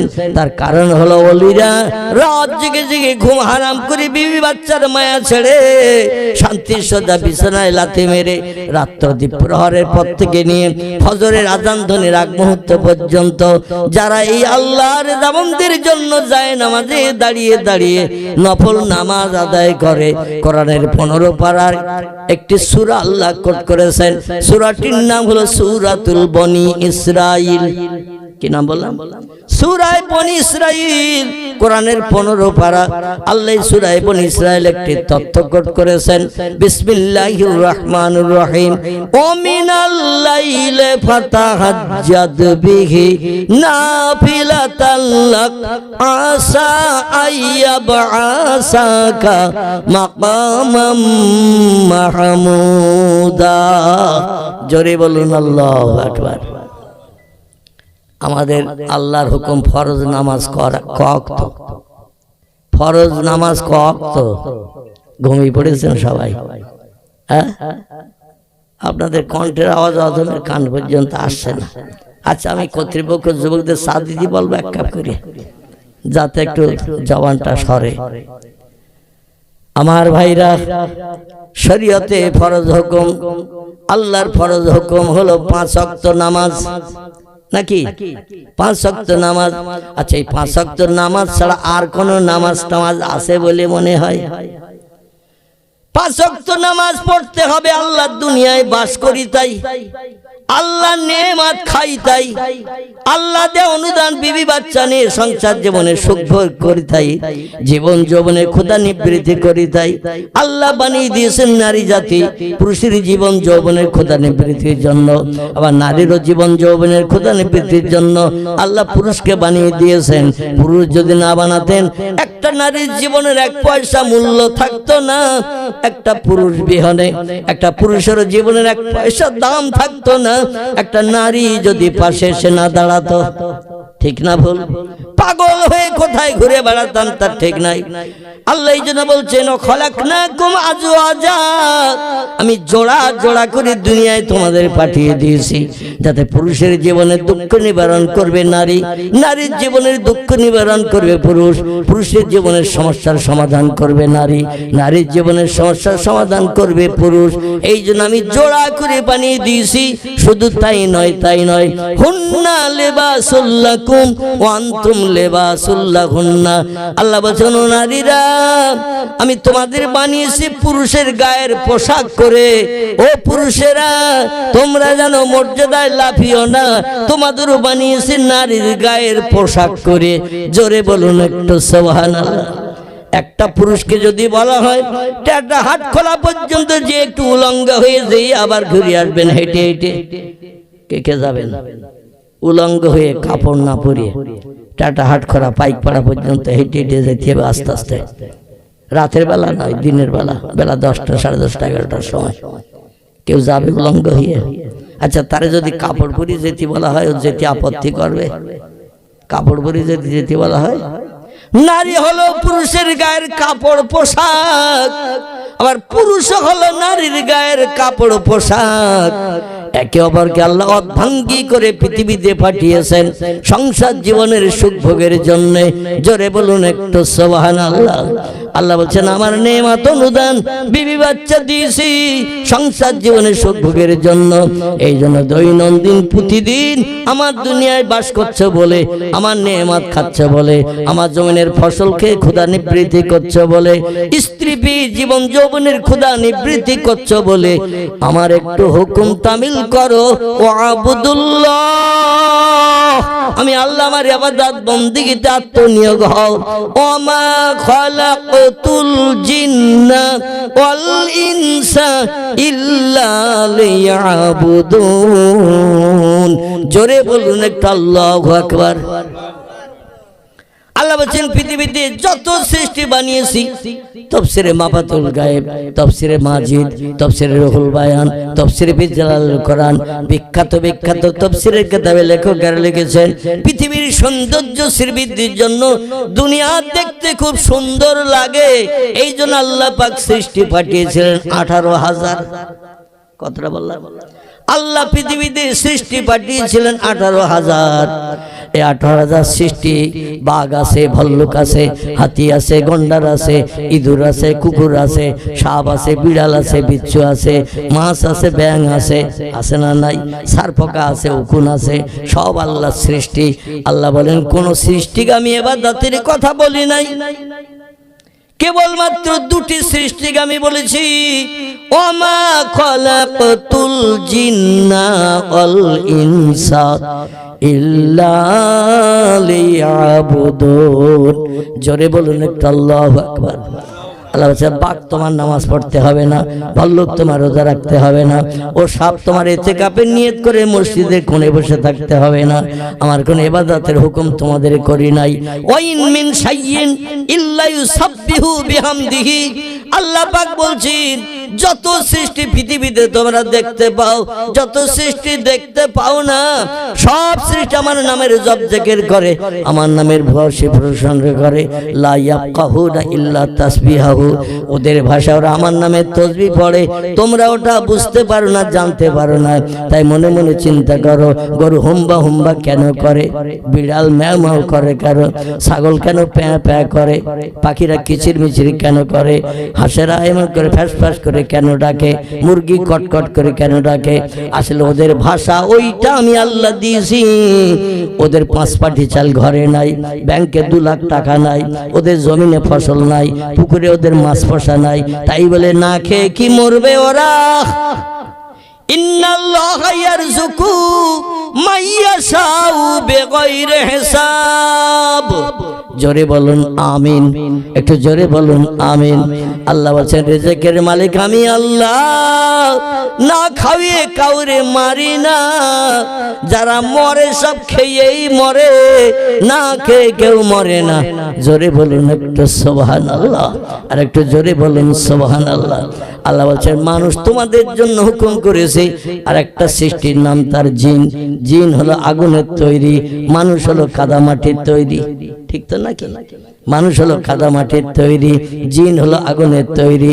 আল্লাহ বলছে সব সৃষ্টির ভিতরে এই দুটি সৃষ্টিকে আমি সেরা করে বানিয়েছি পৃথিবীতে, আর ওদের জন্য আমি হুকুম করেছি ইল্লা লিয়াবুদুন, তোমাদের কাজ হলো আমি আল্লাহ আমার ইবাদত বندگی করতে হবে। মুয়াজ্জিন আযান দিলে দুনিয়ার সব কাজে লাথি মারতে হবে, দোকানে শাটার টেনে দিতে হবে, বিবির সঙ্গে প্রেম মহব্বতের গল্প পরিত্যাগ করতে হবে, মসজিদে জামাতে অ্যাটেন্ড হতে হবে। যদি বান্দা না যাও, আল্লাহ বাদে ওই সময় ঘুমিয়ে থাকে, বান্দারে দেখতে পায় না। ঘুমিয়ে থাকে তো নাকি? আল্লাহ বলছেন লা তাখুযুহু সিনাতু ওয়ালা নাউম, আমার জীবনে কোনোদিন ঘুম লাগে না, ইচ্ছা করে কোনোদিন ঘুমাই না, প্রতিদিন 24 ঘন্টা আমি জেগে থাকি। রাত দুপুরবেলা যদি কোনো বান্দা আমারে ডাকে, আমি আল্লাহর সঙ্গে সঙ্গে কুদরতি কানে তার ডাক শুনি। আল্লাহ বলছেন উদুনি, কোন সমস্যায় যদি পতিত হও, ও আমার নামাজ ইবাদতকারী বান্দা, আল্লাহ নবী বলছেন আফজালুল ইবাদাতে ইবাদাতুস সালাত, পৃথিবীতে যত রকমের প্রশংসা, যত রকমের উপাসনা, যত রকমের তাসবিহ তাহলে আপনি পাঠ করে আল্লাহরে খুশি করেন, সবথেকে উত্তম ইবাদতের নাম হলো নামাজ। আজকের মসজিদে আযান শুনলে সলিমউদ্দিন চাচা যায়, আব্দুল করিম দাদা লাঠি নিয়ে খুটখুট করতে যায়, কবে আজরাইল এসে চাবি মরা দেবে, তাই সেই ভয়ে দাদা যায়, চাচা যায়, অমুক যায়। আর আমাদের যাদের যুবক ছেলেদের বয়স 30, 35, 40-এর কথা বলে 72 বছরের দাদা এখনো বেঁচে দিয়েছে, আর আমি এখন মরবো। দাদার মতো বয়স হোক, তারপর মসজিদ মুখ হব। কাল বৈশাখী ঝড় বৈশাখ মাসে মাঝে মাঝে হয় না, হয় না কাল বৈশাখী ঝড় আছে। কাল বৈশাখী ঝড় যখন হয়, ঈশান কোণে উত্তর পশ্চিম কোণে যখন দেখবেন হাড়ির তলা মতো কালো মেঘ, আর ওই রকম যখন ঝড় হাসে, গাছপালা ডাল টাল সব ভেঙে চুরিয়ে যায় না, যায় না, অনেকে চালও উড়িয়ে টুড়িয়ে যায় না, যায় না। আচ্ছা এই কাল বৈশাখীর ঝড় যখন হয়, গাছের পাকা পাতাগুলো থাকে না, পড়ে যায়। আচ্ছা মাঝারি পাতা যেগুলো সে 2-5টা ছেড়ে না, ছেড়ে না। কাঁচা পাতা যেগুলো কচি পাতা এখনো রং পাল্টায়নি, এও ঝড়ে 2-5টা ছিঁড়িয়ে পড়ে না, পড়ে না। আল্লাহ বলছে তুমি চাচার উসুল দিচ্ছ কেন, দাদার উসুল দিচ্ছ কেন? আমি মরণের কাল বৈশাখীর ঝড় যখন দেব, তখন কাঁচা পাকা আর মাঝারি দেখবো না। আমি আল্লাহ পাক শুধু বলবো কোন, তোমারও প্রাণ নাশ হবে বাচ্চা বেলায়, তোমারও প্রাণ নাশ হবে যৌবন বয়সে, তোমারও প্রাণ নাশ হবে বার্ধক্যকালে। ইচ্ছা করলে বুড়োরে বাঁচিয়ে রাখবো, তোমার মতো 5 বছরের শিশুরও আমি আল্লাহ দুনিয়া থেকে বিদায় করাবো। সামনে মরে না, মরে না, এমন বাচ্চা মরে না, মরে না। যুবক মানুষ রাস্তা দিয়ে হেঁটে যাচ্ছে, হঠাৎ হোঁচট খেয়ে পড়িয়েছে, এই চলচট খেয়ে পড়িয়ে গেল। চাচারা ভাই যে ধরাধরি করে বলে সেগুলো ভ্যান ডাক বোধহয় হার্ট অ্যাটাক করেছে। গ্রামের হেতুরে ডাক্তার এসে স্টেথোস্কোপের ব্যাখা নল কালে দিয়ে টাকার মতো মেশিনটা বুকে ধরে বলছে ডেথ। কি বলছে? ডেথ মানে বাঁশ কাটো, টাটা বাজার থেকে কিংবা পাইকপাড়া থেকে কাফনের কাপড় কিনে আনো, নাকি? তাহলে যুবক মানুষ 1 সপ্তাহ আগে ডাক্তার দেখে এসেছে কলকাতা থেকে, 1,500 টাকা ফি দিয়ে চেক আপ করে এসেছে শরীর। ডাক্তার বলল আপনার শরীরে কোনো রোগ বেমারি কিচ্ছু নাই, আপনি সুস্থ সবল, সুস্থ আছেন, আগামী তো সুস্থ বাঁচবেন। পৃথিবীর বিজ্ঞানীরা অনেক তথ্য এখনো পর্যন্ত দিতে পারেনি, যেটা আল্লাহ 1450 বছর আগে কোরআনে তথ্য কোট করে দিয়েছেন। জোরে বলুন একটু সুবহানাল্লাহ। ভালো মানুষও মরে না, মরে না, ভালো মানুষও মরে। রাতের বেলা অনেক মানুষ ঘুমিয়ে পড়ে, সকালবেলা 8টা বেজে গেছে, দরজা খোলে না, দরজায় ঘা দিয়ে বলছে ভাই দরজা খোল, আব্বা দরজা খোলো, দরজা আর খোলে না। দরজার হাঁক ভেঙে ফেলে ঠেলা দিয়ে বাইরের থেকে দেখে চাচা পটল তুলেছে। ঠিক না ভুল? ঘুমের ঘরে কখন মরণ হয়েছে বাড়ির আপনজন আত্মীয় স্বজন কেউ খবরও রাখে না। হারে আমার ভাইরা, একটু মনে মনে চিন্তা ভাবনা করেন। আমি অধম একটা কথা না বলে পাচ্ছি না। আল্লাহ আমাকে কঠিন রোগে আক্রান্ত করে রেখেছিলেন 4 বছর। আমার নিজেরও 100% বিশ্বাস ছিল বাঁচব না। কঠিন রোগে আক্রান্ত ছিলাম। গ্রামের 98% মানুষের ধারণা ছিল, 100-র ভিতরে 98% মানুষের ধারণা ছিল আমি বাঁচব না। কারণ একদিন বাদ একদিন আমাকে ডায়ালিসিস করতে যেতে হয়েছে কলকাতায় 3.5 বছর। কতদিন? 3.5 বছর ধরে একদিন বাদ একদিন কলকাতায় দৌড়তে হয়েছে। বাড়ি থেকে বেরিয়ে গাড়ি চেপে ডায়ালিসিস করে বাড়ি ফিরতে 9.5 ঘন্টার মতো সময় লেগেছে। ও ডায়ালিসিস করে যখন বাড়ি আসতাম, এক পা হাঁটার ক্ষমতা ছিল না। পাজা করে দোলা করে নিয়ে বেডে তোলা হতো। আল্লাহ পাক রব্বুল আলামিন সেই কবরের যাত্রীকে আপনাদের মতো হাজার হাজার মানুষ দোয়ার কারণে, চোখের পানি ফেলার কারণে আল্লাহ পাক অধমকে কবরের যাত্রীকে উঠে এখন চেয়ারে বসিয়েছেন। আল্লাহ সব পারে না। আল্লাহ যতদিন অধমকে হায়াতে রাখবেন, আল্লাহর কোটি কোটি শুকরিয়া জ্ঞাপন করি। তিনি যে কোরআনে বলেছেন, মাইয়াহদিহিল্লাহু ফালা মুদিল্লা লাহু ওয়া মাইয়ুদলিলহু ফালা হাদিয়া লাহু। আমি যারে হেদায়েত দান করি, কোন ব্যক্তি তারে গোমরা বানাতে পারে না। আবার আমি আল্লাহ যারে গোমরা বানিয়ে রাখি, হাজার আলেম ওলামা পীর সাহেবরাও তারে ইসলাম শরীয়তের সুপথ দেখাতে পারবে না। একটা ছোট্ট প্রশ্ন আপনাদের কাছে করি, পৃথিবীতে সবথেকে বড় নামি দামি আলেম ছিলেন কে? তার মতো বড় আলেম পৃথিবীতে কেউ জন্ম নেয়নি, ভবিষ্যতও নেবে না। যিনি ছিলেন সব থেকে দামি আলেম, যিনি বলছেন ইন্নামা বুইস্তু মুআল্লিমান, আল্লাহ পাক আমাকে तमाम বিশ্ববাসীর শিক্ষক করে, টিচার করে, প্রফেসর করে, অধ্যাপক অধ্যক্ষ করে এই পৃথিবীতে আমারে পাঠিয়ে দিয়েছেন। আমার মতো জ্ঞান অতীতে কারো ছিল না, বর্তমানে নাই, ভবিষ্যতও হবে না। ইনি হলেন পৃথিবীতে সব থেকে সেরা বক্তা, সেরা আলেম, সেরা জ্ঞানী। এই লোকটার নাম কি একটু বলুন? এতটা তথ্য দিলাম তা বুঝতে পারেনি। ইনি হলেন মক্কার জ্যোতি, মদিনার বাতি, আব্দুল্লাহ তনয়, মামিনার নয়নের মণি, যার নাম আল্লাহ নিজেই কোট করে রেখেছেন, আমা মুহাম্মাদুন ইল্লা রাসূলুন কদ খালাত মিন ক্বাবলিহির রাসূল। ও বিশ্ববাসী, এক একটা নেতার পিছনে 4 মাস ঘুরে তার আদর্শ দেখতে দেখতে তুমি বুড়ো হয়ে মারা যাবে। এই জন্য তোমাদের নেতা নির্বাচনের জন্য কোন নেতার পেছনে 2-4 মাস 6 মাস ঘুরতে হবে না। আমার সত্য কোরআনে নাম কোট করে দিয়ে দিলাম, যাতে তাড়াতাড়ি নেতা নির্বাচনের সুবিধা হবে। তার নাম কোট করে দিলাম।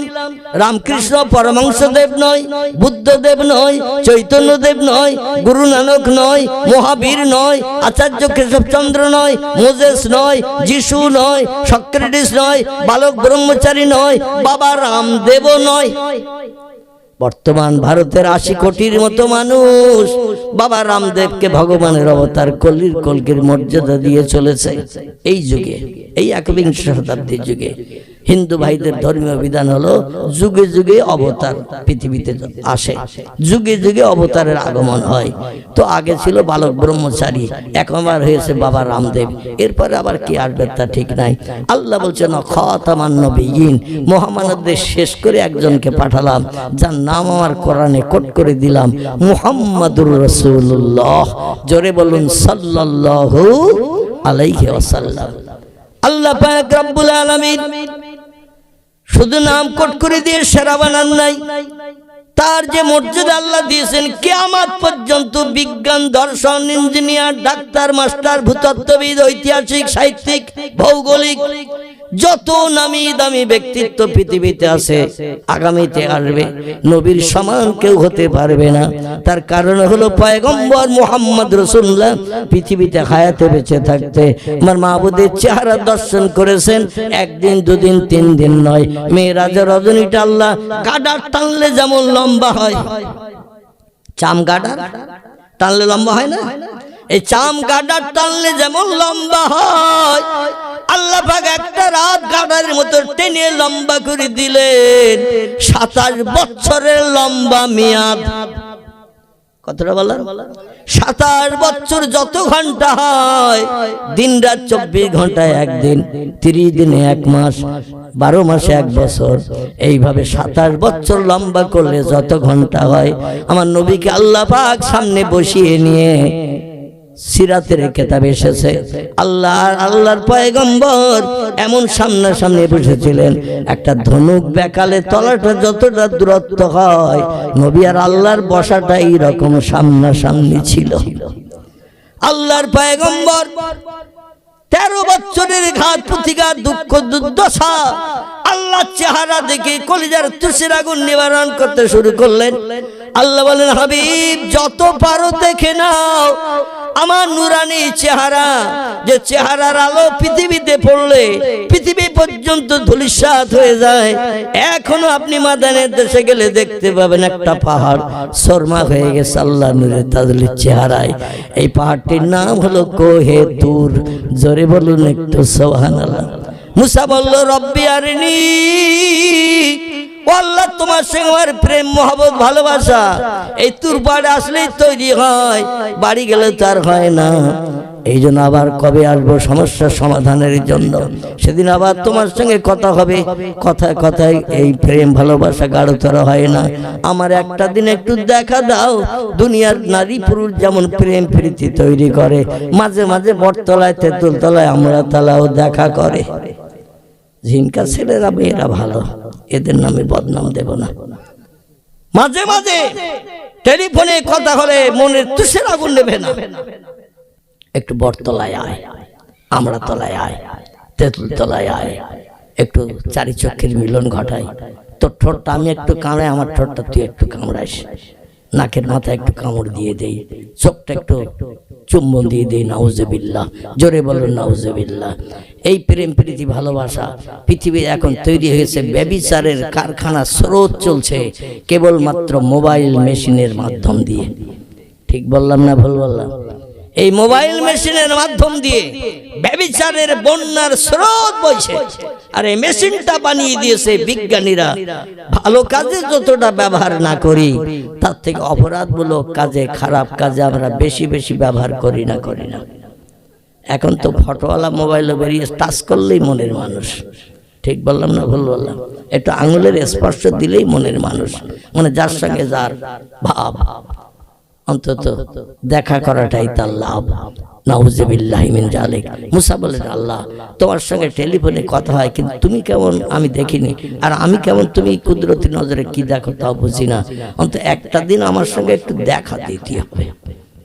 আল্লাহ বলেন, লান তারানি ইয়া মুসা, ও মুসা যত দাবি করবে পূরণ করা সম্ভব, সব দাবি আমি পরিপূর্ণ করে দেব, শখ তোমার মিটিয়ে দেব। তবে একটা দাবি আমার কাছে এসে করো না তুর পাহাড়ের মাথায়, সেটা হলো আমারে তুমি দেখতে পাবে না। লা তুদরিকুল আবসার, মানুষ তার চামড়ার চোখে আমারে দেখতে পাবে না। তবে এই বান্দারা যখন হাসরের মাঠে হিসাব নিকাশ আনতে জান্নাতে যাবে, কাউসারের পানিতে গোসল করিয়ে চোখের রং পরিবর্তন করিয়ে দেব, চোখের পাওয়ার পরিবর্তন করিয়ে দেব। আমি আল্লাহ সেদিন আসীন হয়ে যাব চেয়ারে বসে, আর আমার বান্দারা আমার সামনে বসে থাকবে। 3 জন পয়গম্বরকে আসমানি কিতাব পড়তে বলবো। জোরে বলুন একটু সুবহানাল্লাহ। আমার ভাইরা, আল্লাহ পাক দাউদকে বলবেন, দাউদ আমি তোমার কণ্ঠটা খুব সুন্দর করে দিয়েছিলাম রে দাউদ। গাছের পাখিরা গাছের ডালে নিঃশ্বাস মেরে তোমার কণ্ঠের আওয়াজ শুনতো। দাউদের কাছে আল্লাহ পাঠিয়েছিলেন জব্বুর নামের একটা আসমানি কিতাব। এত সুন্দর গলার স্বর, কণ্ঠ এত ভালো, দুনিয়ার চতুষ্পাদ জন্তুরা খাওয়া ছেড়ে দিয়ে মাথা উঁচু করে করে শুধু আওয়াজটা শুনতো। এমনকি সাগরের পানির মাছগুলো পর্যন্ত পানির উপরে ভেসে দাউদ নবীর কণ্ঠের আওয়াজ জব্বুর কিতাব তেলাওয়াত শুনতো। জোরে বলুন সুবহানাল্লাহ। আল্লাহ ডেকে বলবেন, দাউদ রে, আমার আসমানি কিতাব ও দাউদ সূরা মুলক তুই তেলাওয়াত কর। আল্লাহ কোন বলবেন দাউদের অন্তরের ভিতরে মেমোরিতে এমন করে সূরা মুলক জমা হয়ে যাবে। আল্লাহ শুধু কোন বললেই এনাফ, যথেষ্ট। জোরে বলুন একটু সুবহানাল্লাহ। দাউদ নবী তার কণ্ঠের সেই করুণ মধুর সুর, এই সুরে জান্নাতের ভিতরে একটা বড় হল বানিয়ে, বড় এরিয়া বানিয়ে জান্নাতের ভিতরে, সেখানে একটা রাজনৈতিক যেমন বড় বড় মিটিং হয় ব্রিগেডে, কিছুদিন হয়ে গেল না 5 লক্ষ লোকের গীতা পাঠ হয়ে গেল না? আমাদের ভারতীয় জনতা পার্টির লোকেরা ব্রিগেড প্যারেন্টে 5 লক্ষ মানুষের গীতা পাঠের অনুষ্ঠান করেছে। এইরকম কোটি কোটি কোটি কোটি মানুষ জান্নাতে এক জায়গায় হবে, আল্লাহ অনুষ্ঠান করবেন। তাই জোরে বলুন সুবহানাল্লাহ। এক পাশে বসিয়ে রাখবেন দাউদ নবীকে, আর এক পাশে আমাদের পয়গম্বর মুহাম্মদ রাসূলুল্লাহকে বসিয়ে রাখবেন, মাঝখানে বসা থাকবে আমার আল্লাহ। জোরে বলুন সুবহানাল্লাহ। সব নবীরা সেদিন শ্রোতা হয়ে বসে থাকবে সামনে। আদম, শীষ, নূহ, ইদ্রিস, ইব্রাহিম, ইসমাইল, ইসহাক, ইয়াকুব, ইউসুফ সব বসে থাকবে। দাউদ নবীর কণ্ঠের তেলাওয়াতের পর জান্নাতীরা পাগল পারা হয়ে যাবে, তার গলার মধুর স্বর শুনে পাগল পারা হয়ে যাবে, আনন্দ আত্মহারা হয়ে যাবে। আল্লাহ বলেন, শোনো পয়গম্বরেরা, ও আমার বান্দারা, আমার আসমানি সেরা খেতাব যার উপরে নাযিল করেছিলাম তিনি হলেন আমার পয়গম্বর মুহাম্মদুর রাসূলুল্লাহ। আমি তার কণ্ঠের আওয়াজ তোমাদের শোনাবো। আল্লাহর পাক রব্বুল আলামিন পয়গম্বর মুহাম্মদ রাসূলুল্লাহকে সূরা ইয়াসিন তেলাওয়াত করতে বলবেন। বিসমিল্লাহির রহমানির রহিম। ইয়াসিন আল কুরআনিল হাকীম ইন্নাকা লামিনাল মুরসালিন আলা সিরাতিন মুস্তাকিম। পয়গম্বর মুহাম্মদ রাসূলুল্লাহ সূরা ইয়াসিন তেলাওয়াত করবেন, জান্নাতীরা শুধু ঢুলতে থাকবে, টলতে থাকবে বিশ্ব নবীর কণ্ঠের আওয়াজ শুনে। আল্লাহ বলেন, জান্নাতীরা তোমরা খুশি? জান্নাতীরা সবাই বলে, নাম ইয়া রব্বি, আমরা আপনার আসমানি কিতাবের তেলাওয়াত শুনে আমরা খুশিতে বাগবাগ হয়ে গেছি। আল্লাহ বলেন, শোনো ও জান্নাতীরা, আমি আল্লাহ আমার বাণী কোরআন, আমার বাণী আসমানি কিতাব আমি তো এখনো তেলাওয়াত করি নাই। আমার চেহারা বিশ্ব সুন্দরের থেকেও বিশ্ব সুন্দর, আমার চেহারার সঙ্গে সমতুল্য কেউ হতে পারেনি এবং পারবে না। আমি সেই মহান মাবুদ, আমার কণ্ঠের বাণী আমি কোরআন পৃথিবীতে পাঠিয়েছিলাম। এবার আমি আল্লাহ আমার কণ্ঠে আমার বানানো কোরআন আমি পাঠ করব, তোমরা শোনো। আল্লাহ পাক এবার সূরা রহমান, কোরআনের 27 পারা একটি সূরা আল্লাহ কোট করেছেন। এই সূরাটির নাম হলো সূরাতুর রহমান। বিসমিল্লাহির রহমানির রহিম। আর রহমানু আল্লামাল কোরআন খলাকাল ইনসান আল্লামাহুল বায়ান। জোরে বলুন আল্লাহু আকবার। আল্লাহর কণ্ঠের কোরআন, আল্লাহর বাণী কোরআন আল্লাহ যখন তেলাওয়াত করবেন, তিরমিজি আবু দাউদ শরীফের হাদিস, আল্লাহ নবী বলছেন জান্নাতীরা এমন পাগল পারা হয়ে যাবে, আল্লাহর কণ্ঠে আল্লাহর বাণী কোরআন তেলাওয়াত শুনতে শুনতে সব বেহুশ হয়ে জান্নাতের ভিতরে শুয়ে পড়বে, কেউ আর জেগে থাকবে না। তাফসীরের কিতাব এসেছে জান্নাতীরা আল্লাহর কণ্ঠে আল্লাহর আসমানি কিতাব কোরআনে সূরা রহমান শুনে একটানা 8 কোটি বছর ঘুমিয়ে থাকবে। কতটি? 8 কোটি বছর জান্নাতীরা আল্লাহর কণ্ঠের কোরআন তেলাওয়াত শুনে ঘুমিয়ে থাকবে জান্নাতের ভিতরে। 8 কোটি বছর পর আল্লাহ ডেকে বলবেন, বান্দারা বড় সাদ করে লাকাদ খলাকনাল ইনসানা ফি আহসানে তাকবীর। যত সৃষ্টি বানিয়েছি সমস্ত সৃষ্টির ভিতরে সেরা করে বানিয়েছে মানুষকে, আর মানুষের জন্যই তো আমি জান্নাত বানিয়েছি। তোমরা আমার কণ্ঠে তেলাওয়াত শুনে এখনো জান্নাতে ঢুকতে পারো নাই। জান্নাতের বাইরে বিরাট মজলিসে কোরআন তেলাওয়াত শুনলে, আর তোমরা যদি এইভাবে ঘুমিয়ে থাকো আমার জান্নাতের নাজ নেয়ামত কে উপভোগ করবে? হুর গেলে মানদানি আনন্দ ফুর্তি কে করবে? জান্নাতের গার্ডেন বাগানে কে ঘুরবে? আল্লাহ শুধু বলবেন কুন। কি বলবেন? 8 কোটি বছর পরে আল্লাহ বলবেন কুন ফায়াকুন, সঙ্গে সঙ্গে সব ঘুমন্ত জান্নাতীরা ঘুম ভেঙে ঠেলে উঠবে। জোরে বলুন একটু সুবহানাল্লাহ। জান্নাতীরা যেই ঘুম ভেঙে ঠেলে উঠবে আল্লাহ বলেন ইজহাব ইলাল জান্নাহ, এবার চলে যাও, তোমাদের জন্য যে শান্তি ধাম জান্নাত বানিয়ে রেখেছি সেখানে চলে যাও। তবে একটা খবর শুনে নাও, লা ইয়ামুতু ওয়ালা ইউখরিস ফিহা, এই যে শান্তির জায়গা জান্নাত বানিয়েছি তোমাদের জন্য, এই জান্নাতের ভিতরে তোমরা ঢুকে যাও, এখানে মরণ কোনোদিন হবে না, কোনোদিন কোনো বান্দাকে বাইরে বার করাও হবে না। যুগ যুগ যুগ যুগ যুগ যুগ ধরে বান্দা এখানে সুখ ভোগ করবে।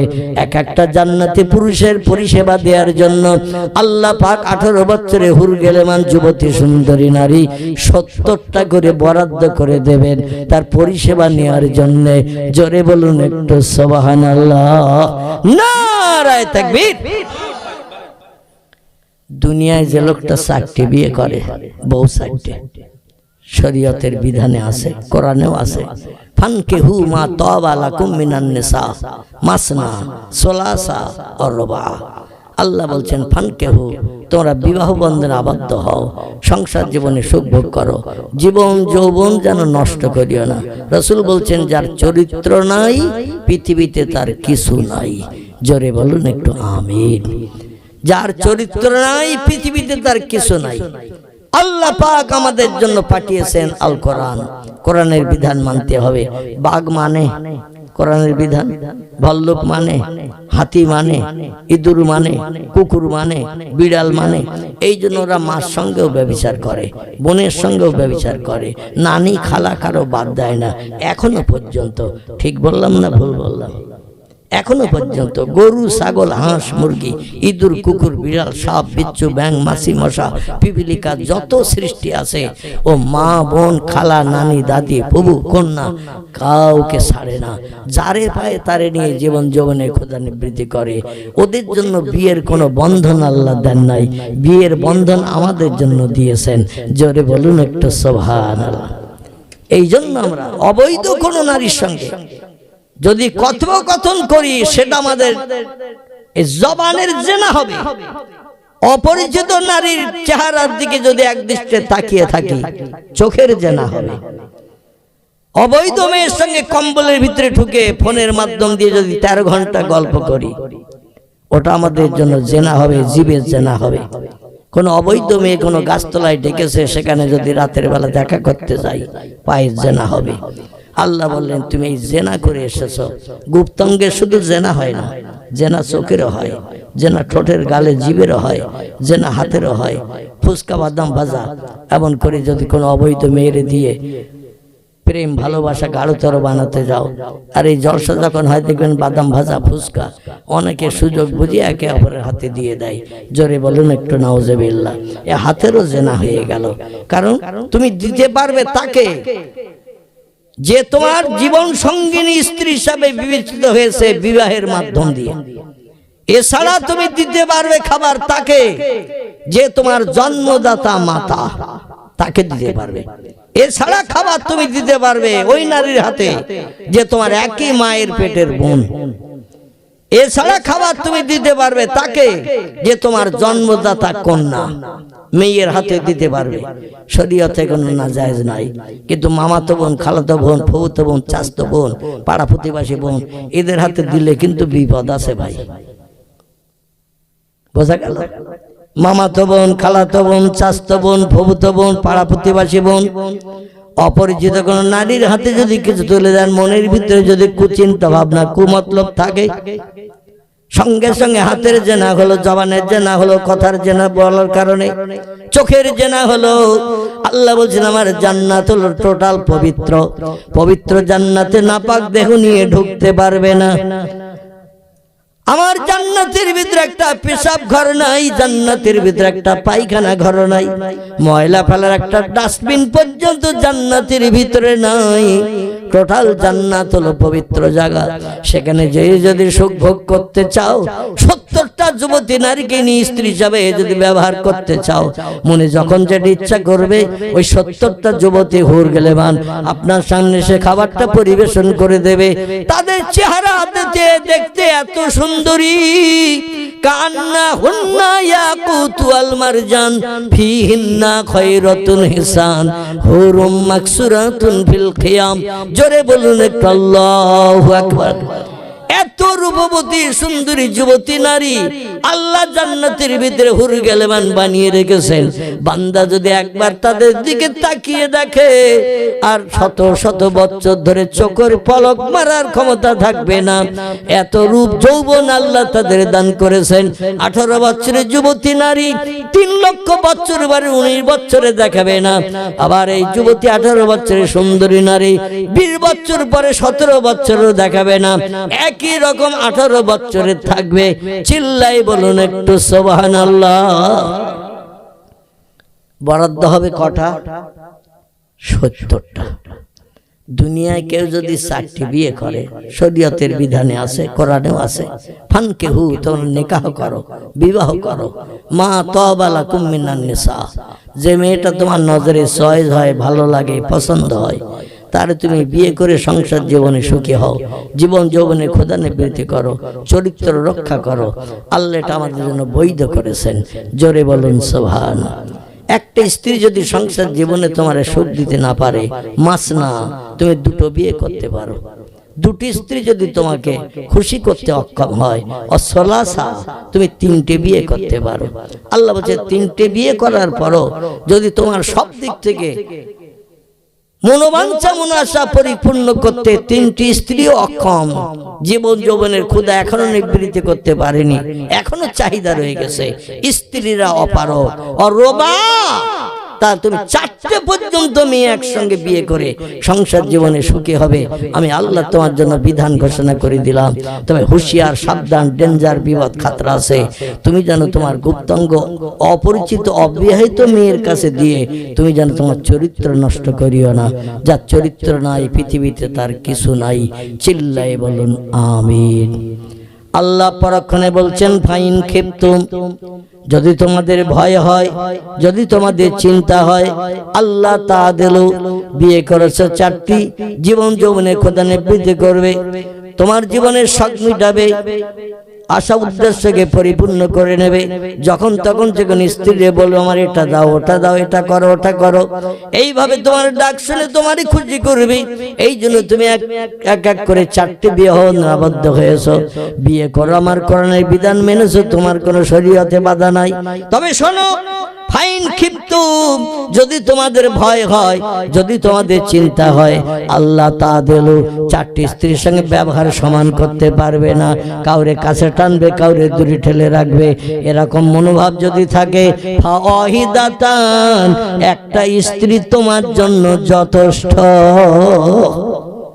বেশি বিয়ে যেন করো না। বেশি বিয়ে করতে পারবে, সবাইকে সমান চোখে দেখতে হবে।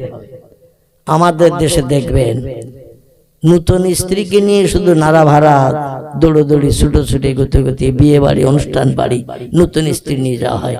আর যে স্ত্রী 3টে বাচ্চা হয়ে গেছে, চেহারাটা একটু কাকে খাওয়া মতো হয়ে গেছে, তার খবরও নেয় না। নতুন স্ত্রী গা গরম হলে MBBS ডাক্তার ট্রিটমেন্ট করতে আসে, আর পুরনো স্ত্রী 47 বছর বয়সের হেতুরে ডাক্তারও খবর পায় না, নিউমোনিয়া, টাইফয়েডে 6 মাস পড়ে দিয়েছে। নতুন স্ত্রীর বাড়ি বাংলাদেশের পর্দার ইলিশ আছে, আর পুরনো স্ত্রীর বাড়ি পচা চিংড়িও যায় না। নতুন স্ত্রীকে সাজিয়ে নিয়ে যাওয়া হয় অনুষ্ঠান বাড়ি, স্বর্ণ কাতান, সাউথ ইন্ডিয়ান, বেনারসি, বাংলাদেশের জামদানি নামি দামি শাড়ি পরিয়ে নতুন স্ত্রীকে নিয়ে বিভিন্ন অনুষ্ঠান বাড়ি, বিয়ে বাড়ি, এ বাড়ি সে বাড়ি যাওয়া হয়। পুরান স্ত্রীকে লাল পাড় সাদা খোলের শাড়ি একটু নসিবে জোটে না। একাধিক স্ত্রী থাকলে এরকম ঘটনা ঘটে না। আল্লাহ বলছে শুধু কবরে আসার অপেক্ষা, কবরে আসলে গাপ কটা করে ছেড়ে দেব। কি কটা করবে? গম পেশাই করে আটা যেমন হয় ওই রকম আটা বানিয়ে ছেড়ে দেব কবরে আসলে। একাধিক বিয়ে করার অনুমতি দিয়েছে বলে তুমি আসমান হাতে পেয়েছ। সবাইকে সমান চোখে দেখতে হবে। নতুন স্ত্রী বাড়ি যে মাছ যাবে, পুরান স্ত্রী বাড়িও সেই মাছ যাবে। নতুন স্ত্রীকে যে শাড়ি দেবে, পুরান স্ত্রীকে সেই শাড়ি দিতে হবে। নতুন স্ত্রীকে যে ডাক্তার ট্রিটমেন্ট করতে আসবে, পুরান স্ত্রীকে হেতুরে ডাক্তার ডাকলে হবে না, তাকেও সেই ডাক্তারটাকে ট্রিটমেন্ট করতে হবে। সাম্যের বিধান সৃষ্টি করতে হবে, সবাইকে সমান চোখে দেখতে হবে, তাহলে কবরে রেহাই পাবে। অন্যথায় কিয়ামত পর্যন্ত তোমার গাপ কটা করা হবে। জোরে বলুন একটু নাউজুবিল্লাহ, একটু জোরে বলুন নাউজুবিল্লাহ। পয়গম্বর মুহাম্মদ রাসূলুল্লাহ জীবন ইতিহাস আলগা করলে দেখা যায় মদিনার দেশে পয়গম্বরের স্ত্রী ছিল একসঙ্গে 9 জন। আল্লাহ পাক পয়গম্বরের জন্য কিছু শরীয়তি বিধান হালাল করে দিয়েছিলেন। একসঙ্গে স্ত্রী ছিল 9 জন। এই 9 জন বিবির ঘরগুলো দূরে বাড়ি দিয়েছিলেন, যাতে এ ঘরে কোনো বিবির সঙ্গে কথা বললে ওই ঘরে যেন আওয়াজ না যায়। মেয়েরা তো বেকা হাড়ের তৈরি, তবে এখানকার মারা সব সোজা হাড়ের, এদের নামে বদনাম দেব না। এখানকার মারা সব সোজা হাড়ের, আসলে মেয়েরা তৈরি হয়েছে বেকা হাড়ের। আদমের বাম পাজরের হাড় বার করে মা হাওয়ারে আল্লাহ কোন শব্দ বানিয়েছিলেন, এই জন্য মেয়েরা একটু বেকা চলে। তবে ঝিনকার মেয়েরা সব সোজা চলে, এরা বেকা চলে না। আমার ভাইরা, কোন স্ত্রী ঘরে নবী কথাবার্তা বলছেন, হাসি তামাশা করছেন, অন্য স্ত্রী কানে যদি আওয়াজ যায়, অপেক্ষা করে আমার ঘরে তো সপ্তাহে একদিন আসবে, দেখি আমার ঘরে ওই গল্পটা করে কিনা, ওইরাও হাসাহাসি করে কিনা। যদি না করে খুশি হবে ওই স্ত্রী, খুশি হবে। ওরা সব জিনিসের ভাগ অপরকে দিতে চায়, একটা জিনিসের ভাগ কাউকে দিতে চায় না, সেটা হলো স্বামীর ভাগ। ঠিক বললাম না ভুল বললাম? স্বামীর ভাগ কাউকে দিতে চায় না। তাই পয়গম্বর 9 জন স্ত্রীর ঘর দূরে বানিয়ে রেখেছিলেন, যাতে আয়েশার ঘরে কথা বললে হাফসার ঘরে আওয়াজ না যায়, হাফসার ঘরে গল্প গুজব করলে উম্মে সালমার ঘরে যেন আওয়াজ না যায়, উম্মে সালমার ঘরে কথাবার্তা বললে যেন সওদার ঘরে আওয়াজ না যায়। একটু দূরে ঘরগুলো বানিয়েছিলেন। আর একটা স্ত্রী ঘরটা একেবারে মসজিদে নববীর ভিতরেই বানিয়েছিলেন। তিনি হলেন আবু বকর সিদ্দিকের কন্যা, যার নাম উম্মুল মুমিনিন হযরতে আয়েশাতুল হুমায়রা রাদিয়াল্লাহু আনহা। জোরে বলুন একটু সুবহান।